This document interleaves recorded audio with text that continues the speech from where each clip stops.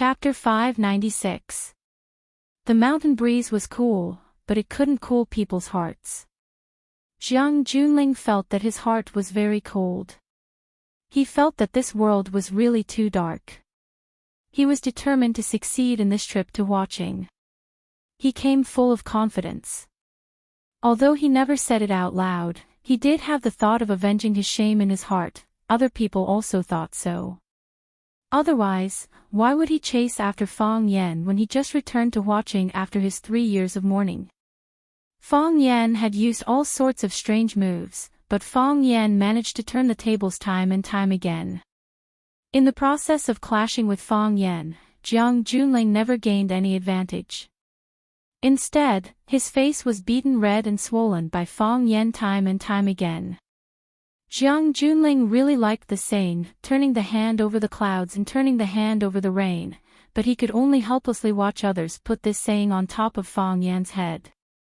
Because Fang Yan couldn't win for a long time, Jiang Junling could only defend watching, unable to escape. All kinds of gossip started in Yanjing City, and some important people in the family began to doubt his ability to control the overall situation. Some people objected, some people scolded, some people sat on the sidelines and watched the fire burn, and some people ridiculed. It was also because of the pressure from all sides that Jiang Junling designed such a sure-kill situation. He spent so much time and manpower, but the result was so unsatisfactory. Jiang Junling wanted to point to the sky and curse. Even if Fang Yan is your son, isn't your favoritism a little too much?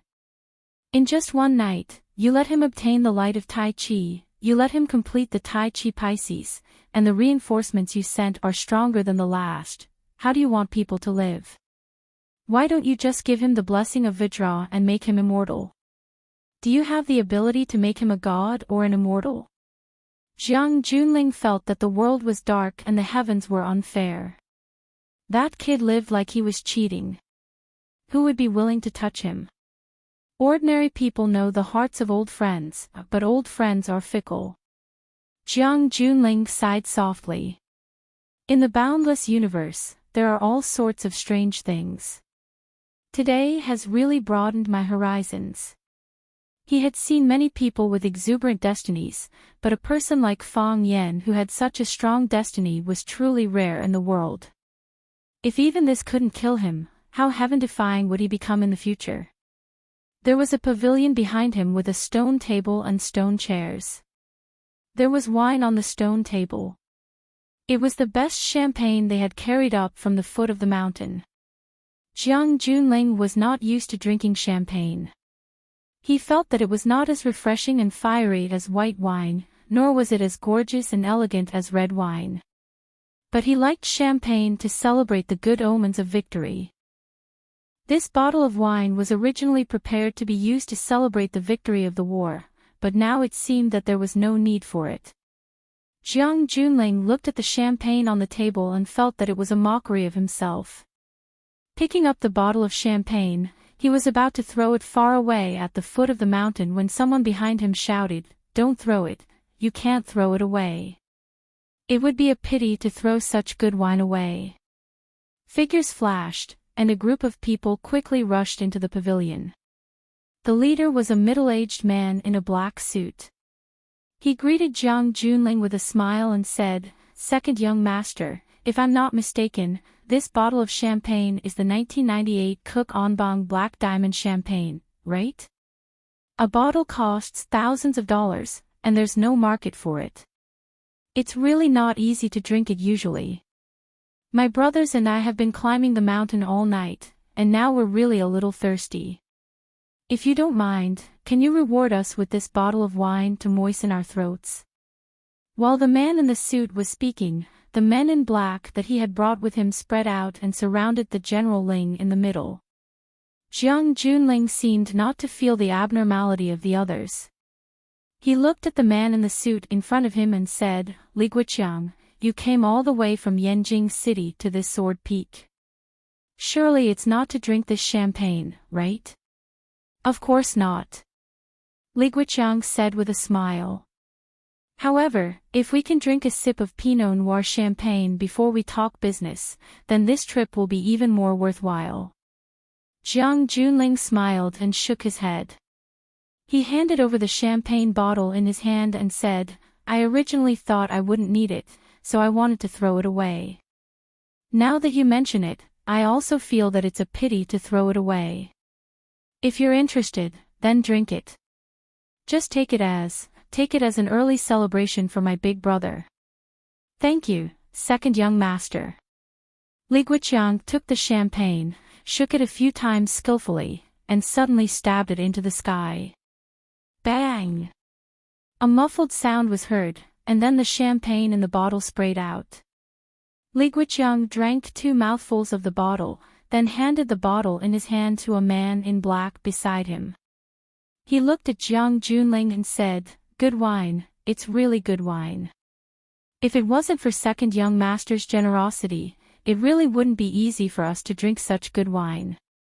Jiang Junling smiled as he watched the champagne bottle being passed around in the hands of the men in black. He said, What's a bottle of champagne? If you like it, I'll get someone to send you a few boxes of better wine when we get back. Li Guiqiang waved his hand and said, No, this can't be done. If the young masters of Yanjing knew that the eldest young master was going to send wine to me, Li Guiqiang, would I have the guts to walk out of my house? They would probably tear me apart. Who is the second young master? He's a god in everyone's heart. Who would dare to drink wine given by a god? A murderous intent flashed in Jiang Junling's eyes. He looked at Li Guiqiang with a smile and said, Guiqiang, you're here to laugh at me, right? Second young master, how can you say that? How can I laugh at second young master? I'm here to cheer for second young master. Li Guiqiang said with a serious face. I also just heard that second young master is going to hold a champagne banquet tonight at Mount One Sword and invited many famous stars. Although I didn't receive an invitation, I still rushed over. I think second young master won't blame me for coming without an invitation, right? Li Guiqiang looked at Mount One Sword and asked, Second young master, what's the situation? Our contestants should have won, right? I'm afraid I'll have to disappoint Guiqiang. Jiang Junling said calmly, We lost. Lost? Lost. Jiang Junling answered with absolute certainty. Li Guiqiang sighed deeply and said, It seems that I came late and couldn't help second young master much. The smile on Jiang Junling's face disappeared. He said, Guiqiang, we're all old acquaintances. There's no need to hide anything. If you have something to say, just say it. That big brother of mine told you to come over and watch. He wouldn't just say a few sarcastic words and complete the mission, right? Li Guiqiang laughed and clapped. He said, Second young master is indeed wise. I knew that I can't hide anything from you. You also know that I, Li Guiqiang, am timid and thin-skinned.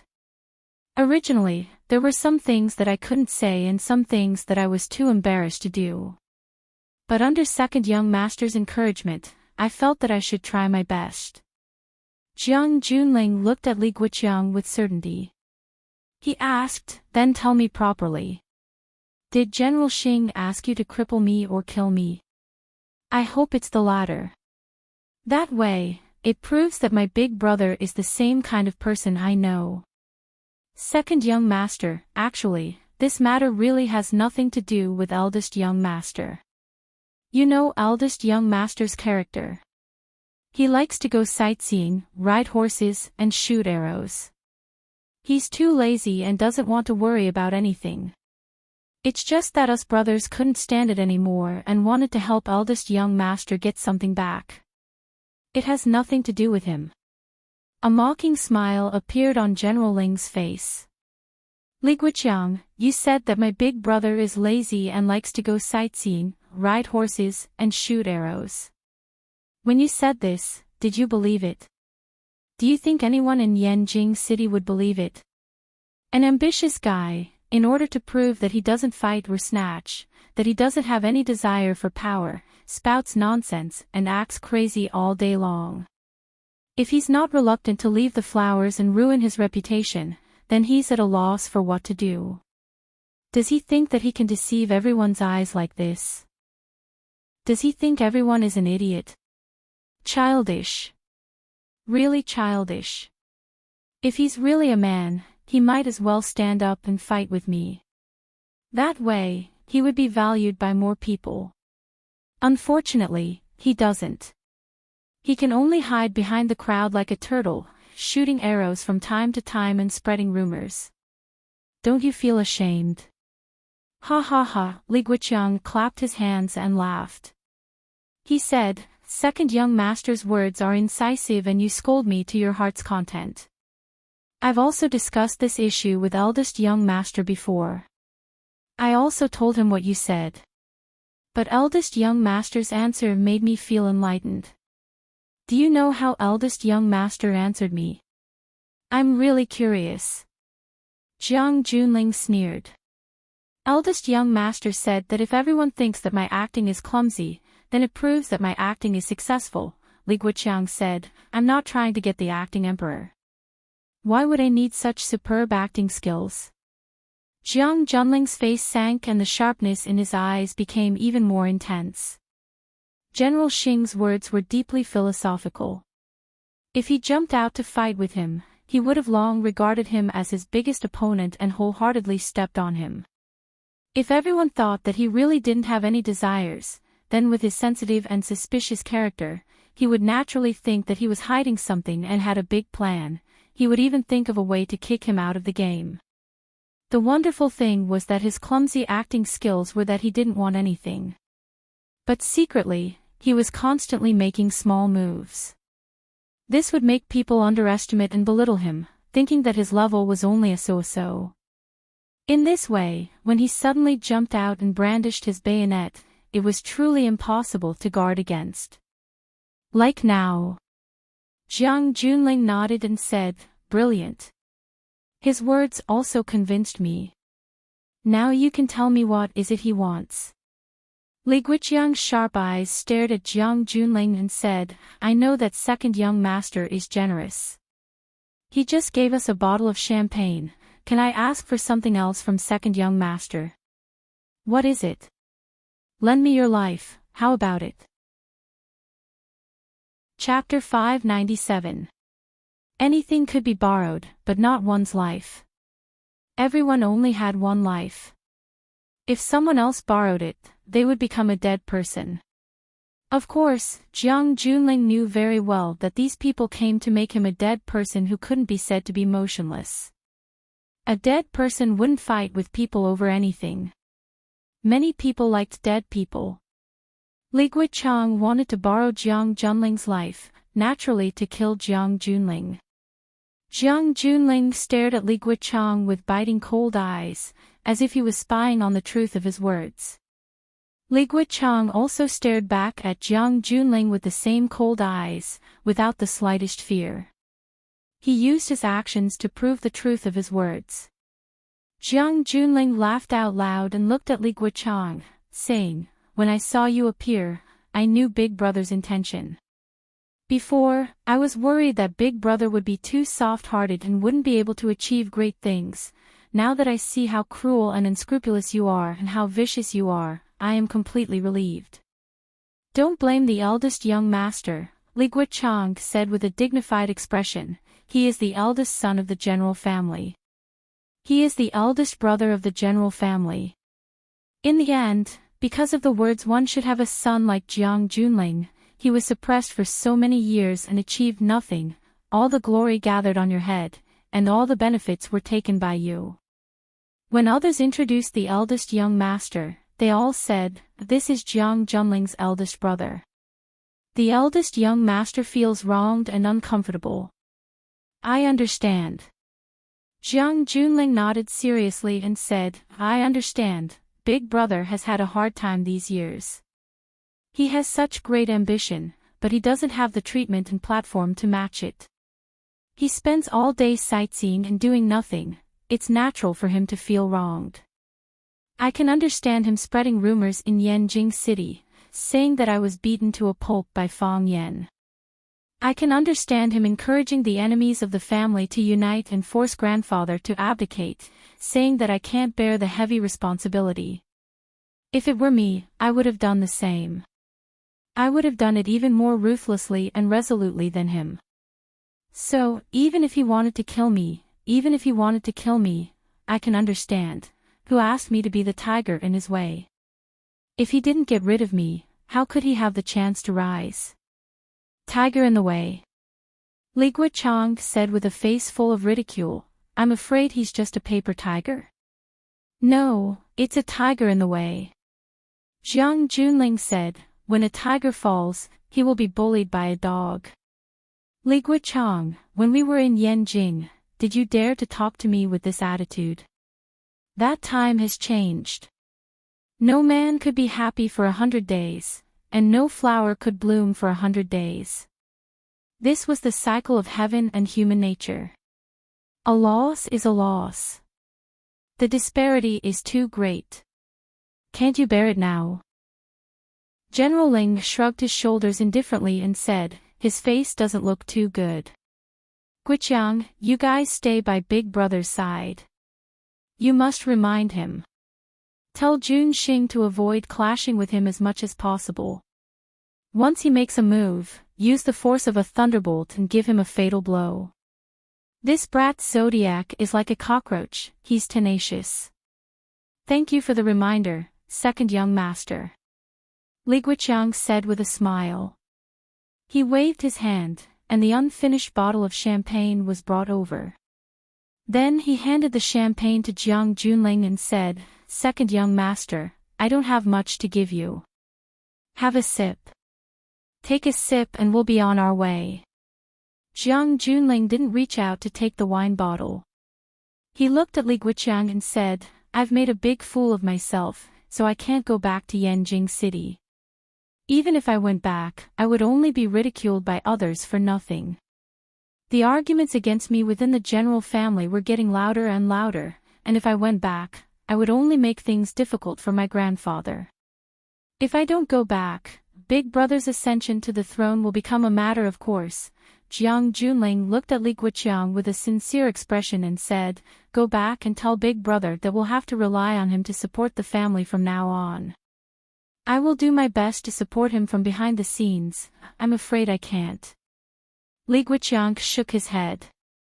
Although I'm very grateful for second young master's generosity, and I'm also grateful for second young master's various tasks, but second young master is still dead, right? As long as second young master is dead, then we can be completely at ease. I'm not afraid of second young master laughing at me. How much courage do I, Li Guichang, usually have to say such things to second young master? In this life, how many opportunities do I have to force second young master into such a difficult and dangerous situation? If you didn't want to kill Fang Yan tonight, if you didn't send out all the experts around you, even if we wanted to do something, I'm afraid it wouldn't be easy.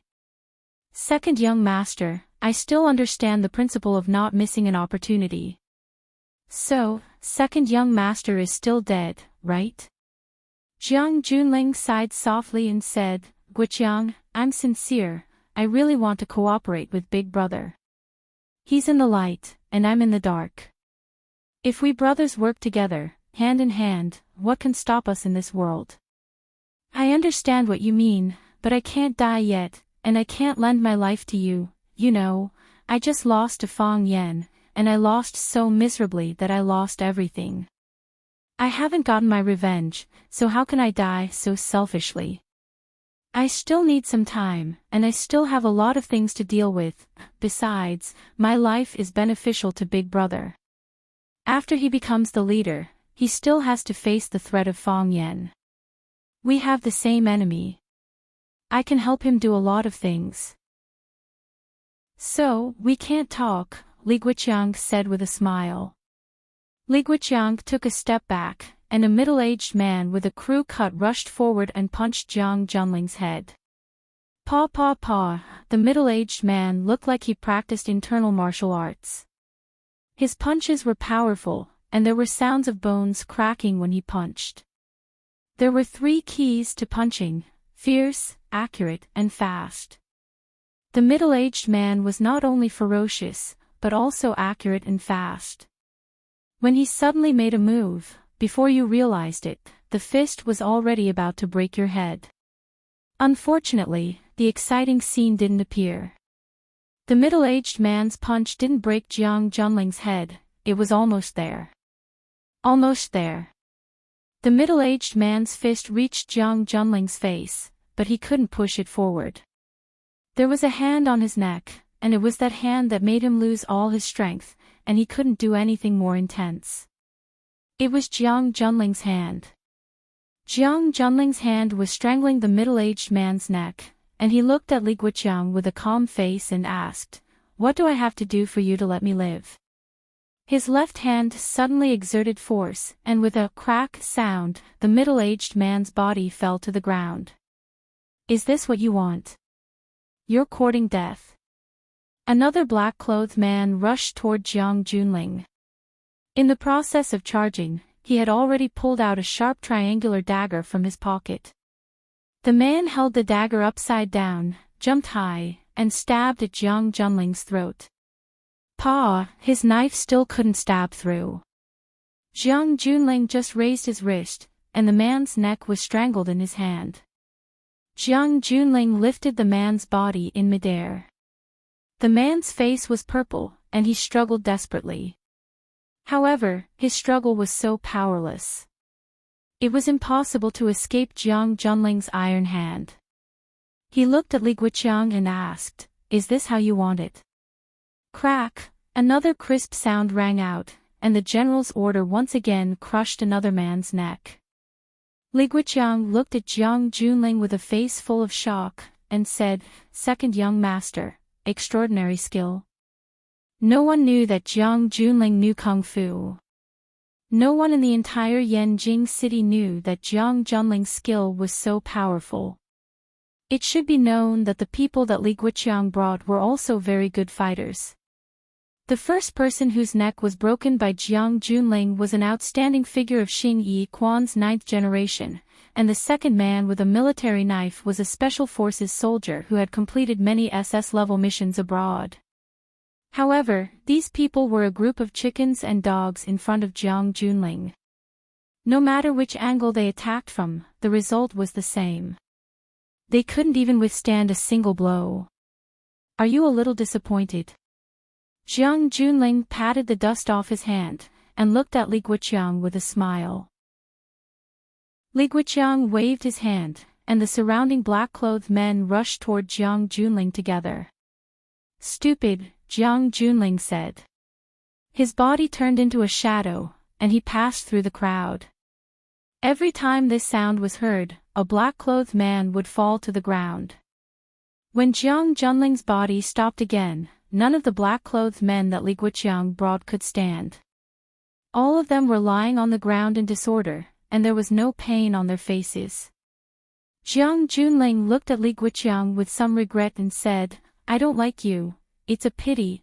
Unfortunately, he didn't finish his words, but Li Guiqiang knew that it was a pity that he couldn't kill him. "Someone has to go back and tell my cunning brother, tell him that I'm sincerely willing to cooperate with him, don't you think so?" Jiang Junling looked at Li Guiqiang and asked. Li Guiqiang's mouth was full of bitterness, and he nodded and said, "Yes." "Then I'll have to trouble you." Jiang Junling patted Li Guiqiang's shoulder and said with a smile. Li Guiqiang's body softened, and he almost fell to the ground. When Jiang Junling's hand touched his body, his first reaction was that Jiang Junling wanted to kill him.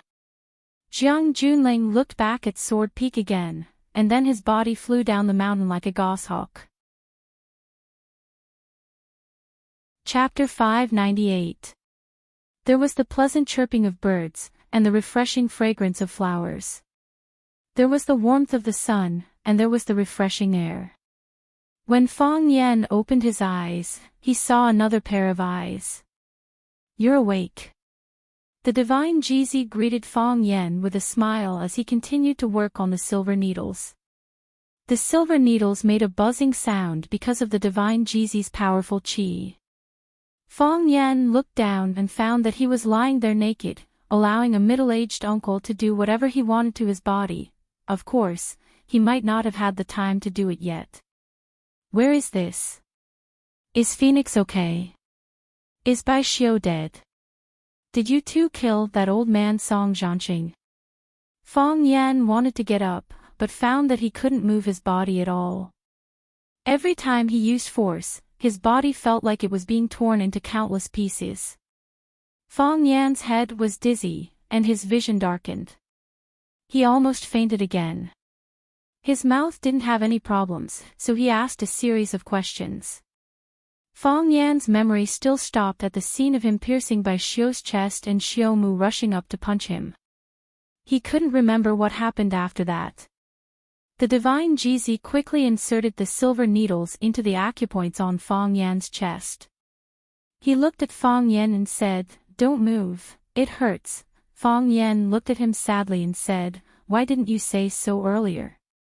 When you opened your eyes just now, even if I told you not to move, you might not have listened to me." The divine Jizi had a proud look on his face and said, "Now you probably don't want to move, right?" Fang Yan was very depressed. Why was it that he always met a bunch of bastards? Your body is seriously injured, your internal organs are seriously displaced, your meridians are blocked, and your qi and blood are blocked. I'm currently massaging and using silver needles to help you recover. You haven't answered my question yet, Fang Yan said. You asked so many questions in one go, which one do you want to hear my answer the most? Where's the phoenix? Is she alright? Fang Yan looked expectantly at Tian Jizi and asked. Even heroes have a weakness for the charms of beautiful women. It seems that in your heart, the one you care about the most is still that girl. Tian Jizi teased. Because I probably already have the answers to the other questions. Fang Yan said, I believe that my sword strike has already killed Bai Xiu. If he's still not dead after that, then the heavens must be blind. As for that old man Song transplanting rice, he's definitely not dead. You can't possibly kill him, why can't we kill him? Tian Jizi looked at Fang Yan with a displeased expression and said, Do you think the monk and I are no match for him? That's not it, Fang Yan said. In this vast world, there are less than 10,000 people who can defeat you and the old monk at the same time. What do you mean less than 10,000? Not even a single one, Tian Jizi said angrily. When it came to his own ability and dignity, even a Taoist with a pure heart and few desires couldn't remain calm. Then why did you let Song transplanting rice run away? Fang Yan asked in return. Tian Jizi was speechless. Only then did he realize that he had jumped into the language trap set by Fang Yan. No one in this world can beat you, how could you let Song transplanting rice run away? Fang Yan grinned, his face was also burning with pain. He couldn't help but worry and said, I'm not disfigured, right? Tian Jizi looked at Fang Yan and said, It's fine, it's not too badly ruined. How do you know Song transplanting rice is not dead? Tian Jizi asked again. Because you and the old monk didn't do anything, Fang Yan said. Song transplanting rice is my enemy, it has nothing to do with you. You can protect me, but you will never fight to the death for me, you don't have to feel ashamed, this is human nature. If Song transplanting rice was your opponent, I wouldn't risk my life to fight him. Only when it comes to your own life and death, can you unleash your infinite potential. You guessed correctly, Tian Jizi nodded and said, Song transplanting rice is still alive, Changmei and I didn't make him stay. It doesn't matter, Fang Yan said proudly. Keep him, I'll kill him. Do you remember what happened last night? Tian Jizi asked. I only remember that I stabbed Bai Xiu to death, Fang Yan said. I don't know what happened after that. Originally, we all thought you were dead, so the monk and I surrounded Song transplanting rice to avenge you, but we didn't expect you to jump out of the monk's arms and run to stab Bai Xiu." The scene at the time was so strange that everyone was dumbfounded and felt that the fight couldn't continue. "I'm sorry, I didn't mean to lie to you," Fang Yan said embarrassedly. No matter what, Tian Jizi and Changmei Monk came for him. They were benevolent elders who stood on his side. He lied to others by faking his death, but he also lied to those who truly cared about him. Otherwise, Tian Jizi and Changmei Monk wouldn't have gone to fight Song transplanting rice. It was also because he knew that faking his death would anger Tian Jizi and Changmei Monk that he had the chance to kill Bai Xiu. Fang Yan took advantage of the relationship between Tian Jizi and Changmei Monk. Tian Jizi looked at Fang Yan with burning eyes and said, "At that time, I clearly checked your chest and nose and found that you had lost all signs of life. You used a profound breathing technique?" "Yes," Fang Yan said. "Using the heart of Tai Chi to circulate inside the body, you can stop breathing and heartbeat for a short time. Everyone has different opportunities and fortunes. The gifts from heaven are also different," Tian Jizi said. "After you stabbed Bai Xiu, you were sent flying with a punch. We picked you up from the ground and took you away. I don't know what happened after that. As for whether Bai Xiu is dead or alive, it's not something we care about." Fang Yan nodded and said, "I'm already very grateful. You didn't pick up the phoenix along the way." "She didn't want to come back with us," Tian Jizi said. "Why?" After asking this question, he already understood. "You already have an answer, right?" Tian Jizi asked with a smile. "Yes," Fang Yan was full of bitterness. "We already have an answer. After what happened, she probably doesn't want to see me anymore, right? From now on, there will be no more interactions in our world." The most familiar stranger. The wild osmanthus tree suddenly bloomed, and the fragrance spread throughout the forest overnight. Rain fell on the empty mountain, and the ancient temple was illuminated by green lanterns. The rain fell in a pitter-patter, like the wisps of smoke drifting in the air inside the temple. You ignored the reason why she started, and you don't know when she will end. As if there was no end to it. It couldn't be cut, and it was messy. It was the sorrow of separation, a different feeling in the heart. In the middle of the temple hall was a statue of Guanyin. In front of it sat a woman wearing a blue robe. Long hair draped over her shoulders, a plain robe wrapped around her body. She didn't wear any makeup, but her beauty was natural. Her beauty was bold and unrestrained, tender and beautiful, like a fiery rose, like the stars in the sky. But after wearing this monk's robe, her beauty became reserved again. That fiery passion was hidden within, like a rose with thorns that could pierce through the wrapping paper at any time, revealing her stunning true face. This was a beautiful woman who didn't fit in with the atmosphere of this ancient temple. "Miss, you have to think this through. Once you shave your head and become a monk, you will become a disciple of Buddhism. Worship and serve Buddha, abide by the precepts. From now on, you will no longer have anything to do with the mortal world." The woman was in a daze and didn't answer the nun's question. "What's your name?" "I'm Phoenix." "And you?" "My name is Fang Yan." "You can call me Fang Yan, or you can call me Fang Huohua. Is my name easy to remember?" "Miss, are you ready?" The old nun with the razor asked again. "Do you know how to catch rabbits? Do you know how to catch sparrows? Do you dare to skate on the river?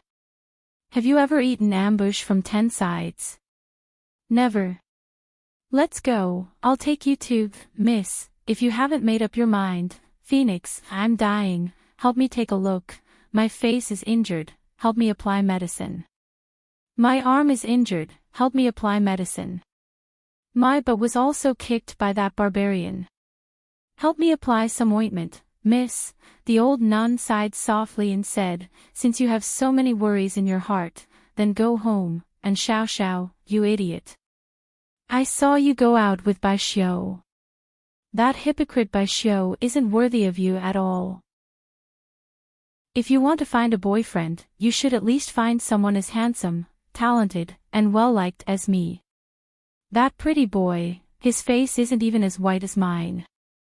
What's there to like about him? He's very cool. If what you mean by cool is putting on a dead face and not saying anything, then he's not even as cool as Uncle Wong in the village. Isn't Uncle Wong very cool when he's forging? Miss, let's go back, I've made up my mind. The plain-robed woman resolutely cut off the nostalgic past and answered firmly. Miss, have you really made up your mind? Master, I'm sorry just now, I've made up my mind. Then I'll shave your hair and receive the precepts for you. The old nun with the scissors said in a deep voice. Thank you, master. The woman put her hands together and closed her eyes, ready to accept her master's shave. From now on, the past of the mortal world, love and hate, gratitude and enmity will have nothing to do with me. Chapter 599. The mountain was empty and the drizzle was hazy, causing one's mood to be a bit melancholy. Ho Zhendong, the martial fanatic, was not only feeling melancholy, he also wanted to die. If the person you tricked before was now sitting in front of you and calling you senior martial fanatic, you would also want to die. Or you would kill the other party. Ho Zhendong regretted it. Why didn't he kill him at the summit of One Sword Peak? Senior martial fanatic, Fong Yen looked at Ho Zhendong with a smile, as if he couldn't remember that he was tricked by this middle-aged man. This is an adult ambergris I stole from Tian Jizi, not bad, right?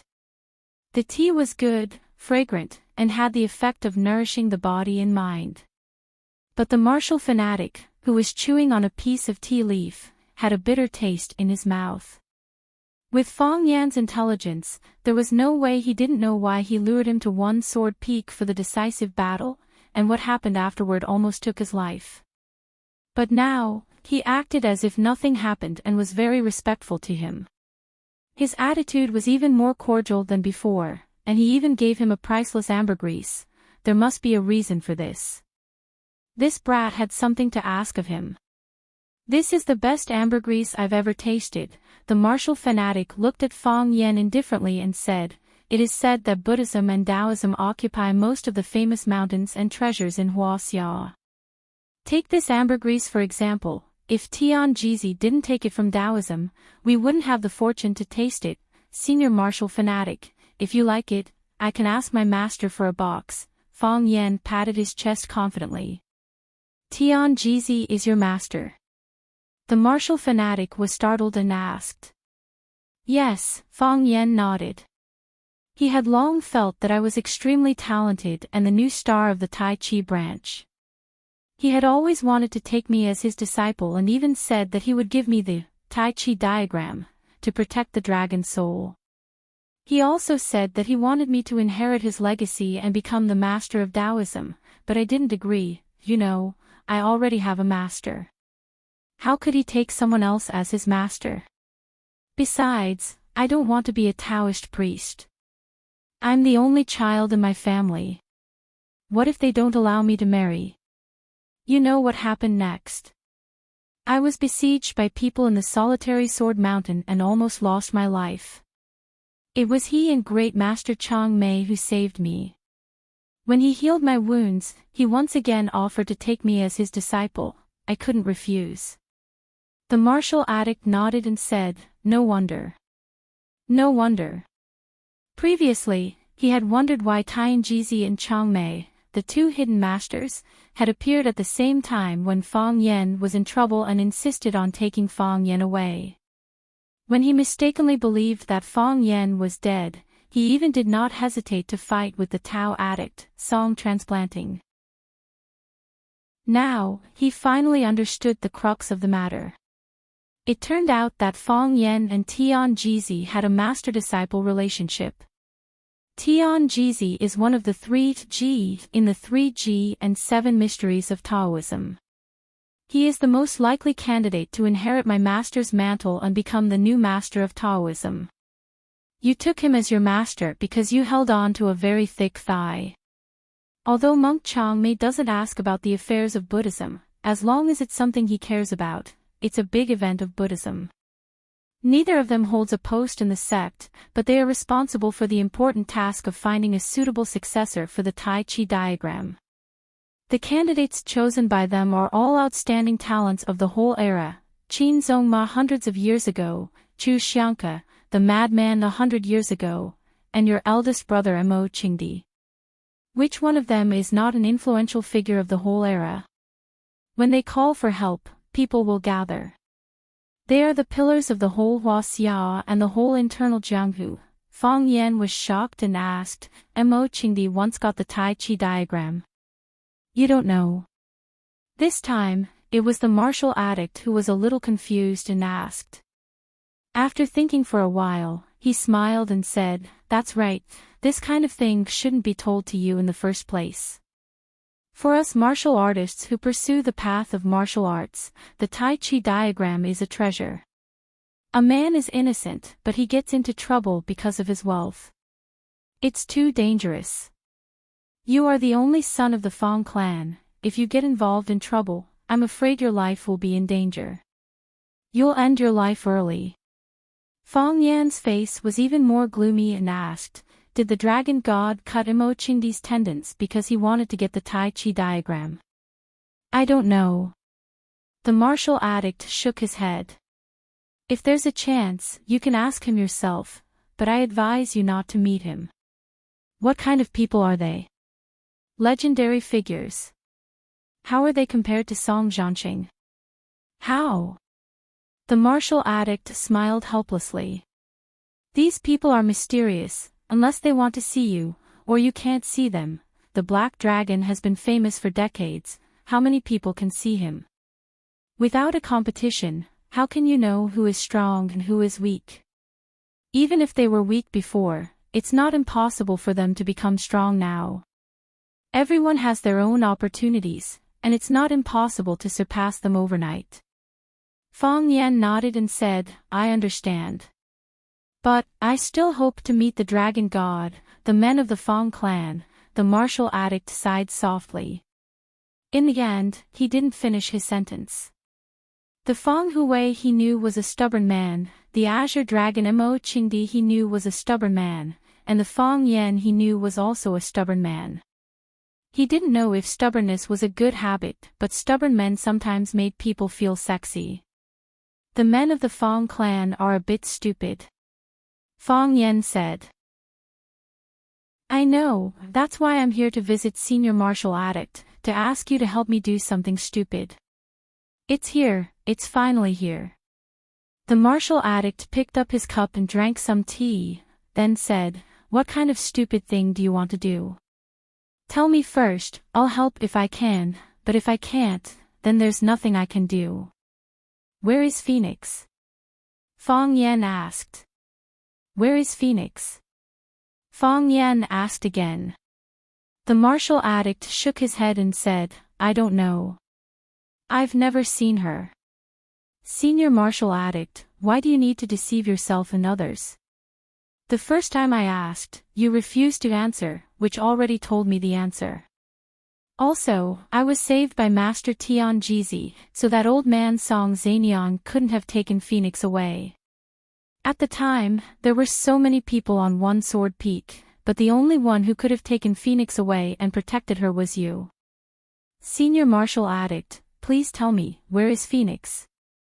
The martial addict sighed softly and said, You're right, Phoenix was indeed taken away by me. But don't ask me where she went. Phoenix girl specifically told me that if you came looking for her, I should reply with the words I don't know. So, my answer can only be, Fang Yan interrupted the martial addict and said, You tricked me at the top of One Sword Peak. You are one of the 7 addicts of Huaxia.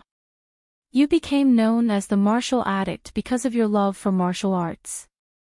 But you used your reputation as a martial arts addict to accept money from others, using all kinds of improper means to eliminate your opponents. I've confiscated money from others, then there are other benefits. Fang Yan angrily said, You tricked me at the top of One Sword Peak anyway. You deliberately provoked me, inviting me to fight at the top of one sword peak, wasting my energy and drawing me into that fatal trap. You also know that I didn't use my full strength at the time, and I didn't have any intention to kill, but you still did it in the end.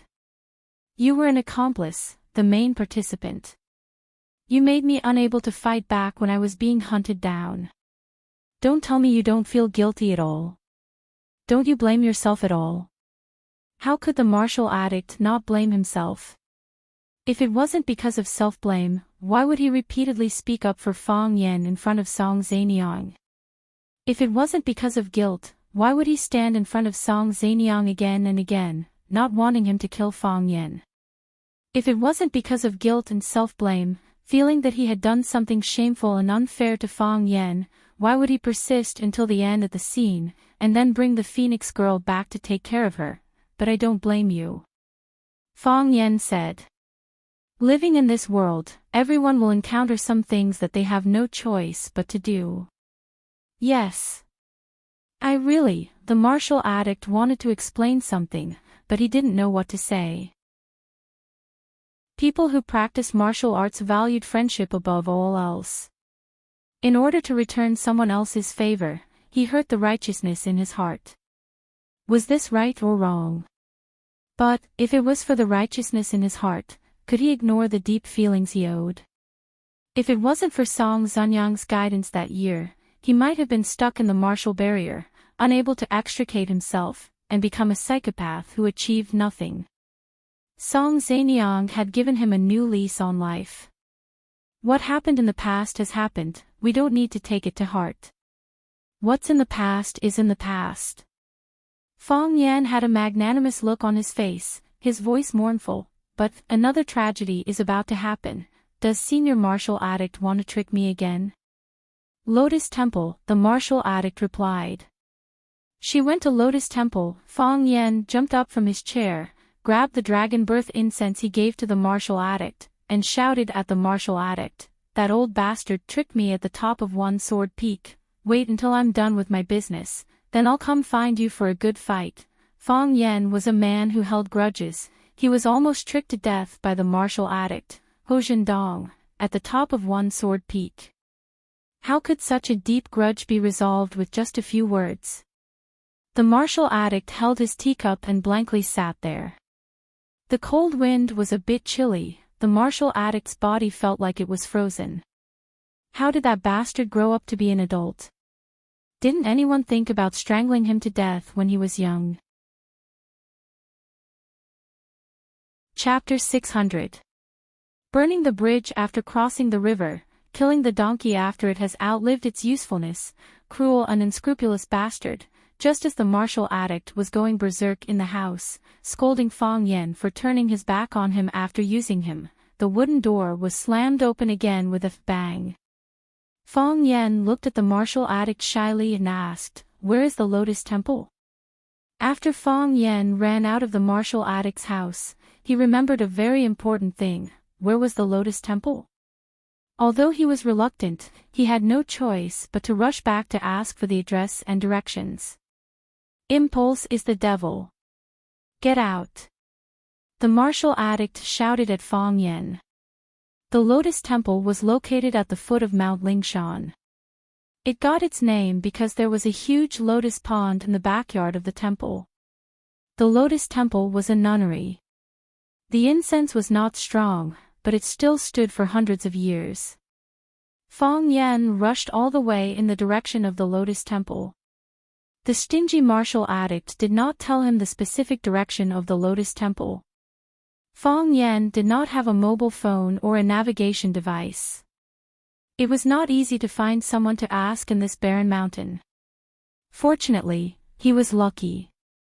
After searching for a long time, he saw a stone sign on the side of a main road. The stone sign pointed the direction of the Lotus Temple. Only then did Fang Yan find the correct path. When Fang Yan arrived at the Lotus Temple, the brown door of the temple was closed. Fang Yan pulled the copper lock and shouted, "Is there anyone? Is there anyone?" There was no answer.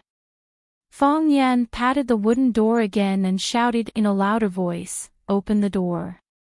Phoenix, Phoenix, come out. Phoenix, I know you are inside. Fong Yan's voice startled the birds in the forest, and the rustling sounds of birds flying away could be heard. There was still no answer. Fong Yan pressed his hand on the wooden door and pushed it with all his might, but the wooden door did not budge. The wooden door looked old, but it was still very sturdy. Moreover, Fong Yan's physical injuries were quite serious. Although Tianjizi used golden needles to dredge his acupoints and circulate his blood every day, he could only ensure that he could move freely on the ground. It would still be a long process for him to recover and use his strength again. With Fong Yan's current physical condition, it would be difficult for him to even deal with a strong man. It was impossible to push down this door. He ran over and walked along the high walls of the Lotus Flower Temple for a while, then helplessly ran to the front door. He knocked on the door lock again and shouted, "Phoenix, come out quickly. Senior Martial Addict has told me that you are hiding inside. Master, please open the door. Master, my girlfriend is inside. She quarreled with me and ran away. If she makes any unreasonable requests, you must not agree. Phoenix, come out quickly. You're pregnant with my child. You can't shave your head and become a nun. The child can't have a nun mother. How can he go out and meet people in the future? Abbess, please open the door and let me in. Nuns, please answer me. Is there anyone inside? Abbess, let me in. Let me go in and talk to my girlfriend. Old nuns, open the door quickly. Otherwise, I will burn down your broken temple. Don't think that I don't dare. I, Jiang Junling, can do anything. The wooden door was finally opened from the inside. A middle-aged nun in a plain robe and a round hat stood at the door, staring at Fong Yan angrily. Abbess, is my girlfriend inside? When Fong Yan spoke, he wanted to squeeze in from the side of the middle-aged nun. The middle-aged nun reached out and pushed Fong Yan's body out. She had some martial arts skills when she made a move. Fong Yan's body staggered back and said angrily, "What's so great about a little martial arts? Do you know who I am? I'm Jiang Junling from a wealthy family in Yanjing. I'm telling you, don't mess with me." The middle-aged nun glanced at Fong Yan coldly and said, "Jiang Junling, didn't you want to burn down the temple? Do you still want to burn it? Do you think I don't dare?" "I just didn't bring a fire, Pa." The nun raised her right hand, and a box-shaped object fell into Fong Yan's hand. "I have a fire here," the nun said. This nun was quite a character. Fong Yan held a box of matches in his hand and was trembling with anger. He growled at the middle-aged nun, "Do you think I have to burn it just because you want me to? Who do you think you are? Are you a monk or not? How can you instigate others to burn someone's temple? Do you know that you are violating the precepts? Buddha will punish you." Amitabha, good. The middle-aged nun stared at Fong Yan coldly and said, "Go back. The female benefactor said that she doesn't want to see you. I know she doesn't want to see me." Fong Yan said with a serious face.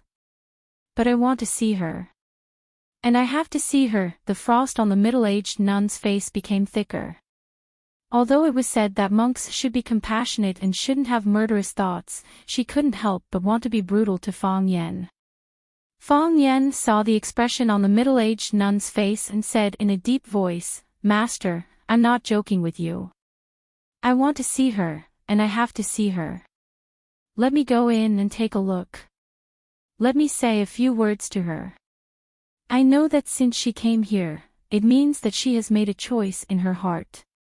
I just want to say a few more words to her and persuade her." The middle-aged nun's face eased a little. She looked at Fong Yan and said, "Since you know that she has made a decision, why do you still force her? She doesn't want to see you, and I can't do anything about it. Go back. Master, please help us. I can't live without her. If she becomes a nun, I won't be able to live. I'm sorry, I can't help you. From now on, our fate will be over. Take care of yourselves. Old nun, are you going to let me in or not? My girlfriend wants to become a nun. What's wrong with me going in to persuade her? Is your nunnery a black temple? You can only go in, but you don't want people to go out. How many people do you need? Otherwise, you will also recruit me. Presumptuous. The middle-aged nun raised her palm and was about to slap Fong Yen again. Fong Yen turned and ran. The middle-aged nun chased out of the door. After Fong Yen took her in a circle, he seized the opportunity to turn around and went into the gate of Lotus Flower Temple. Catch up. Stop. The middle-aged nun was so angry that she was about to go crazy. She chased after Fong Yen and shouted loudly. Fong Yen ran to the door of the temple hall and stopped. Amitabha, Amitabha, Amitabha. Fong Yen put his palms together and chanted the name of Buddha in the temple hall. He had to stop because he was surrounded by a group of nuns.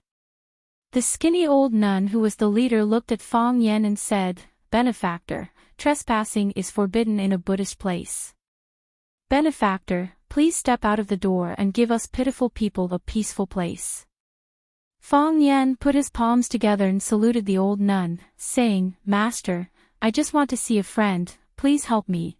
It's not that I don't want to help you, but I can't force others to help you." "What if your friend doesn't want to see you?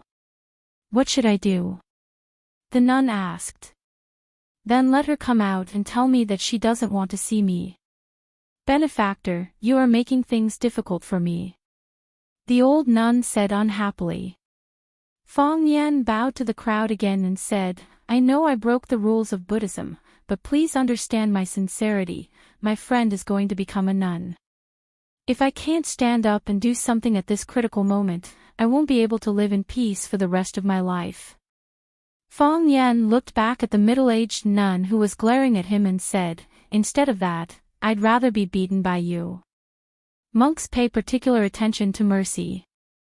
Anyway, you can't beat me to death." Seeing that the nuns were speechless and would not stop him for the time being, Fong Yen hurriedly shouted to the temple hall, "Phoenix, I know you are inside, come out." No one answered. Phoenix was still unwilling to talk. "Do you think you can escape like this? Do you think you are the best choice? Just because you became a nun, you can pretend that nothing happened before. Well, even if these things didn't happen.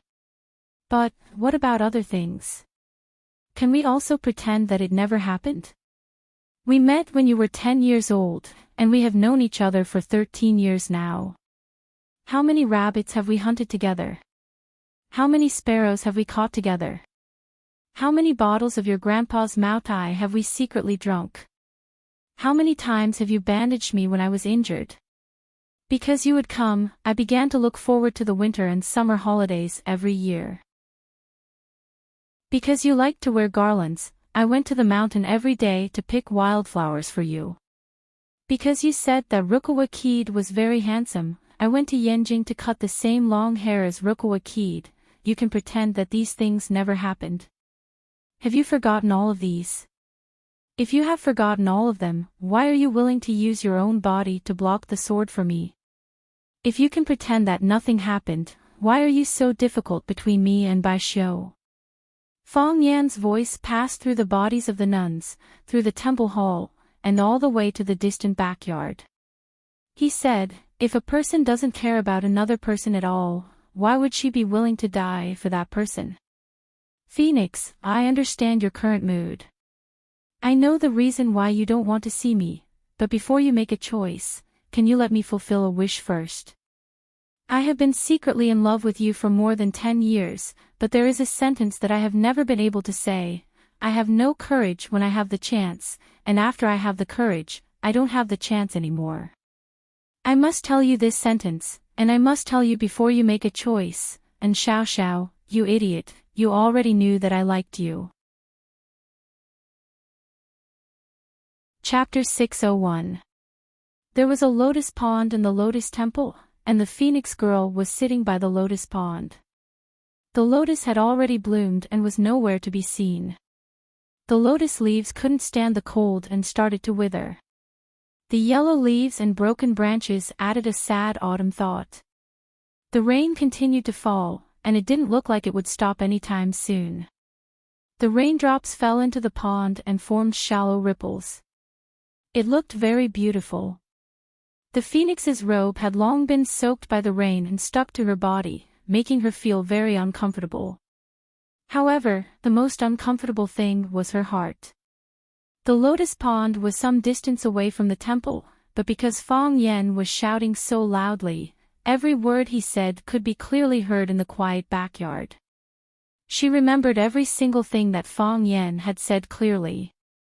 Because she wasn't studying in Swallow Dock, she could only come over during the winter and summer holidays. Therefore, Fong Yen looked forward to the winter and summer holidays every year. After the summer holidays, he looked forward to the winter holidays, and after the winter holidays, he looked forward to the summer holidays. Because he saw her weave wild flowers into a wreath and wear it on her head, he went to the mountains every day to pick fresh wild flowers. Because she was crazy about the cool and handsome Rukawa Kid after watching Slam Dunk, he went to Yenjing and had his hair cut exactly like Rukawa Kid. At that time, she even laughed that the hairstyle made his head look bigger. She could remember everything. But, so what? After a birthday party, when all the friends at home had left, her parents solemnly brought her to the sealed study and earnestly advised her to stay away from Fong Yen. From then on, she knew that she and Fong Yen would never be together. She ignored his flattery, but she couldn't refuse his approach. She had made up her mind again and again, but each time she had planned it with the idea that tomorrow would begin. It wasn't until she realized that she couldn't control her feelings for him that she knew it was dangerous to continue developing like this. Therefore, she accepted Bai Xiu's pursuit and became his girlfriend. That was the first time she accompanied Bai Xiu to admire the snow in the village. That was the first time she held hands with a boy other than Fong Yen. That day, she saw Fong Yen, the fool who hid in the corner and did not dare to come out. She didn't know how long Fong Yen stayed in that corner, but she knew how long her heart ached. Later on, every time she returned to Swallow Dock, she would purposely walk to that corner to have a look. She really wanted to experience the feeling of that handsome and mischievous big boy curled up here, watching the girl he liked and another boy hugging and admiring the snow. What kind of feeling would that be? She really wanted to experience it. And Xiao, can you hear me? Fong Yan's voice was still clearly transmitted to her ears. There was no point in deliberately running so far away to hide. I said I like you, did you hear me? I owe you a face-to-face confession, and you owe me a face-to-face rejection. Why are you hiding like this? Phoenix's eyes reddened, and big tears rolled down her cheeks. The words of love that he couldn't say back then still made her cry like a fool. And Xiao, you know me. You know me better than anyone else, so you should understand that if you don't give me a clear answer, I won't leave. I'll sit in this temple, I'll stand guard at the entrance of this hall. I don't believe you can hide from me forever. And Xiao, come out quickly. Fong Yan's expression was conflicted as he shouted at the top of his lungs. Because he was too emotional, the wound on his chest was affected again. Fong Yan coughed violently, and his phlegm carried traces of dark red blood. Song Transplanting's palm strike was too heavy and almost took Fong Yan's life. Although he had been treated by Tying Jizi, he still couldn't be too emotional. Fong Yan snuck out. With his current physical condition, if Tying Jizi knew that he wanted to come out to find Phoenix, he wouldn't allow him to go out. So touching. A young nun looked at Fong Yen with a flushed face and said, if I had such a man, it would be worth dying. If he had treated me like this back then, I wouldn't have. A middle-aged nun sighed sadly. Benefactor.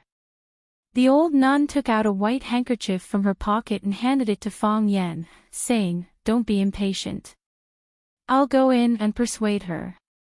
Fang Yan took the handkerchief and wiped the corner of his mouth.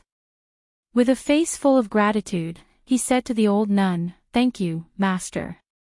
I've disturbed the peace of Buddhism. I'm a sinner. But if I don't disturb her this time, I'm not a man. I understand. I understand." The old nun had a gentle smile on her face as she nodded and said, "I've seen and heard too much about young people's love affairs. When young people make mistakes, even Buddha will forgive them. But don't be too emotional. That will hurt your body." "I understand." Fang Yan nodded and said, "Master, can you go in and help me persuade her again and ask her to come out and see me?" "I promise you."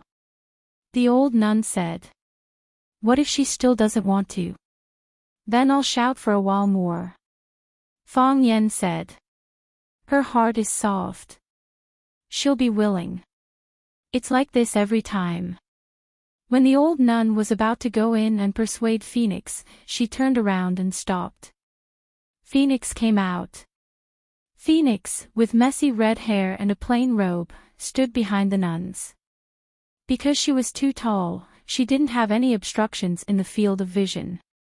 She looked at Fang Yan with teary eyes and said in a sobbing voice, "You know, this is the most embarrassing time for me to see anyone. The person I don't want to see the most is you. Why did you come here?" "I'm afraid that if I didn't come, I wouldn't be able to see you for the rest of my life," Fang Yan said with a smile. He was very happy that Phoenix finally appeared. "What are you doing here?" Phoenix asked. "To take you back," Fang Yan said. "Impossible," Phoenix said. "I've already decided, if you didn't knock on the door and disturb me, I would have already shaved my head and become a nun." Fang Yan laughed happily and said, "That's why I said that our fate in the mortal world is not over yet. Why didn't you shave yesterday? Why didn't you shave the day before yesterday? Why did you shave today when I came? Not the second before, not the second after, but when I knocked on the door. Even Buddha couldn't stand it anymore and didn't want to accept you as his disciple. So, don't go against Buddha's wishes." Fang Yan reached out to Phoenix and said, "Come back with me." Phoenix shook her head and said, "Fang Yan, I'm not going back. I don't want to go back." Fang Yan became anxious and said, "How can you do that? Once our child is born, how can you take care of it by yourself? Besides, if a nun in the nunnery gives birth to a child, if this kind of thing accidentally gets out?" The face of the abbot of the Lotus Temple, old Nun Qingji, was pale. She looked at Phoenix with a frightened face and said, "Miss, are you pregnant?" "No," Phoenix denied. "Master, I'm not pregnant, I'm still." "He deliberately deceived you, because he didn't want you to take me in. This is his shameless style of doing things." Old Nun Qingji looked at Phoenix with a solemn expression and said, "Miss, monks don't lie. Speak the truth and be honest. You can't deceive Buddha. If you are really pregnant, you should return to the secular world and get married and have children. This is a nunnery, we also have to take our reputation into consideration. If the nuns in the nunnery give birth, the impact will be too bad." Phoenix bowed to old Nun Qingji and said, "Master, I'm willing to swear to Buddha that every word I said is true. Absolutely not a word of falsehood." Old Nun Qingji nodded and said, "We won't meddle in the affairs of you young people. The male benefactor's eyes are clear, he's not an untrustworthy person. I hope you will reconsider." Phoenix bowed and said, "Thank you, Master." Phoenix walked in front of Fang Yan and said, "This is a quiet place of Buddhism, let's go out for a walk." "Okay," Fang Yan said. So, Phoenix walked in front and Fang Yan followed closely behind. The two walked out of the door of the Lotus Temple and walked toward the forest in front. It was drizzling, and the mountain flowers were in full bloom. The young man and woman walked on the path in the forest. The path was steep and slippery. Fang Yan carefully guarded behind Phoenix, worried that she would accidentally fall. When Fang Yan was thinking about this, Phoenix suddenly stopped, pointed to the grass in front and said, "Rabbit, I just saw a rabbit." When they were in Swallow Dock, Fang Yan and Phoenix would take a walk in the back mountain. Every time they saw animals like rabbits and pheasants, Phoenix would be so happy, as if she had discovered a new continent. Every time that happened, Fang Yan would pick up a stone from the ground and throw it over. Paw! After a crisp sound, the rabbit or pheasant would become food in their pot. When he was with Fang Yan never thought about his image. He was willing to show his truest side to her. He wouldn't pretend to be gentle, and he wouldn't pretend to be kind. He wouldn't deliberately show that he liked small animals, he really liked them. He really liked to eat them. While speaking, her feet slipped, and her body tilted and fell down the slope. Fang Yan was overjoyed, knowing that his chance to be a hero and save the beauty had come. He leaned forward and reached out to hug Phoenix's body. His body felt like it was being torn apart, and his movements became a little slow because of illness. He was a step too slow. Crack! Phoenix's body fell heavily onto the wet haystack. "Fang Yan," Phoenix shouted through gritted teeth, "you should let me be a monk." Chapter 602. I didn't do it on purpose. Fang Yan crouched down and tried to help Phoenix up in a flurry. Just as he lifted the Phoenix's body, the sole of his shoes slipped, and he fell to the ground because of the moss on the stone. At this time, Fang Yan had lost control of his body. Paw! His body was heavily pressed against Phoenix's chest, and the two of them heavily collided. If it weren't for the soft flesh below, the wound on his chest would have been torn open. Phoenix was pressed under Fang Yan's body. She didn't struggle, nor did she scream. It was as if she was lying on a big bed at home. She looked at Fang Yan with bright eyes and said, "Is this what you've always wanted to do?" "No." Fang Yan quickly denied. After a pause, he said, "I wasn't very sensible before, so I had some unhealthy thoughts." Phoenix sighed softly and said, "Yes. You weren't very sensible before, so you had these unhealthy thoughts. After you became sensible, you began to have unhealthy thoughts about others. Now you want to do this kind of thing to Yiro. Unfortunately, you can only think about it. You can't beat her anyway." Phoenix looked at Fang Yan and said, "Although I didn't refuse, are you going to keep lying on top of me and chat like this?" "No, no. I'm going to get up after a rest," Fang Yan said. He got up from Phoenix's arms and pulled Phoenix up from the ground. Phoenix's back was soaked by the water stains on the grass. Her red hair was also wet and messy, like a red flame. Phoenix's personality had always been arrogant and domineering. She was like a thorny rose, a woman who always existed like a flame. But after this incident, this flame was completely extinguished. She lost her original spirit and vitality, and her eyes began to become timid and evasive. That incident hurt her too deeply, and it would be difficult for her to recover in a short time. Phoenix looked around and pointed to a big stone in the forest and said, "Let's not go. Let's sit there for a while." "Okay." Fang Yan nodded. The stone was a little wet, so Fang Yan took off his coat and spread it on the stone. The two of them sat shoulder to shoulder. They had a lot of things to say, but when they sat down together, they didn't know how to start. It was a pus scar, a scar. Even if you wanted to open the wound and apply medicine on it, it would be the most painful when you applied the medicine. Fang Yan was afraid that he would say something wrong and once again hurt the sensitive nerves of the phoenix. From the beginning to the end, they never talked about Bai Xiu. They never mentioned that name. Because it was a curse that could not be undone, but one that he wanted to forget forever. Fang Yan, you shouldn't have come. Just as Fang Yan was hesitating about what to say, Phoenix took the initiative to start the conversation. I told you, if I didn't come, I would regret it for the rest of my life. Fang Yan said with a smile. He pulled out a sugarcane grass from beside his feet and gently sucked the sweet juice from the grass root. This was something they often liked to do when they were young. Phoenix also pulled out a sugarcane grass and put it in her mouth. She said, "Before you came, I was hoping that you wouldn't come.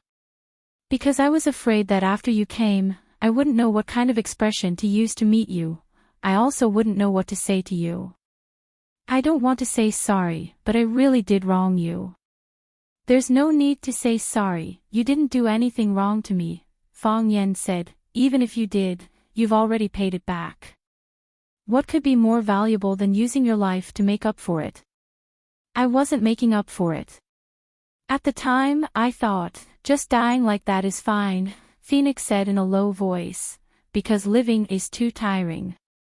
"I understand," Fang Yan nodded.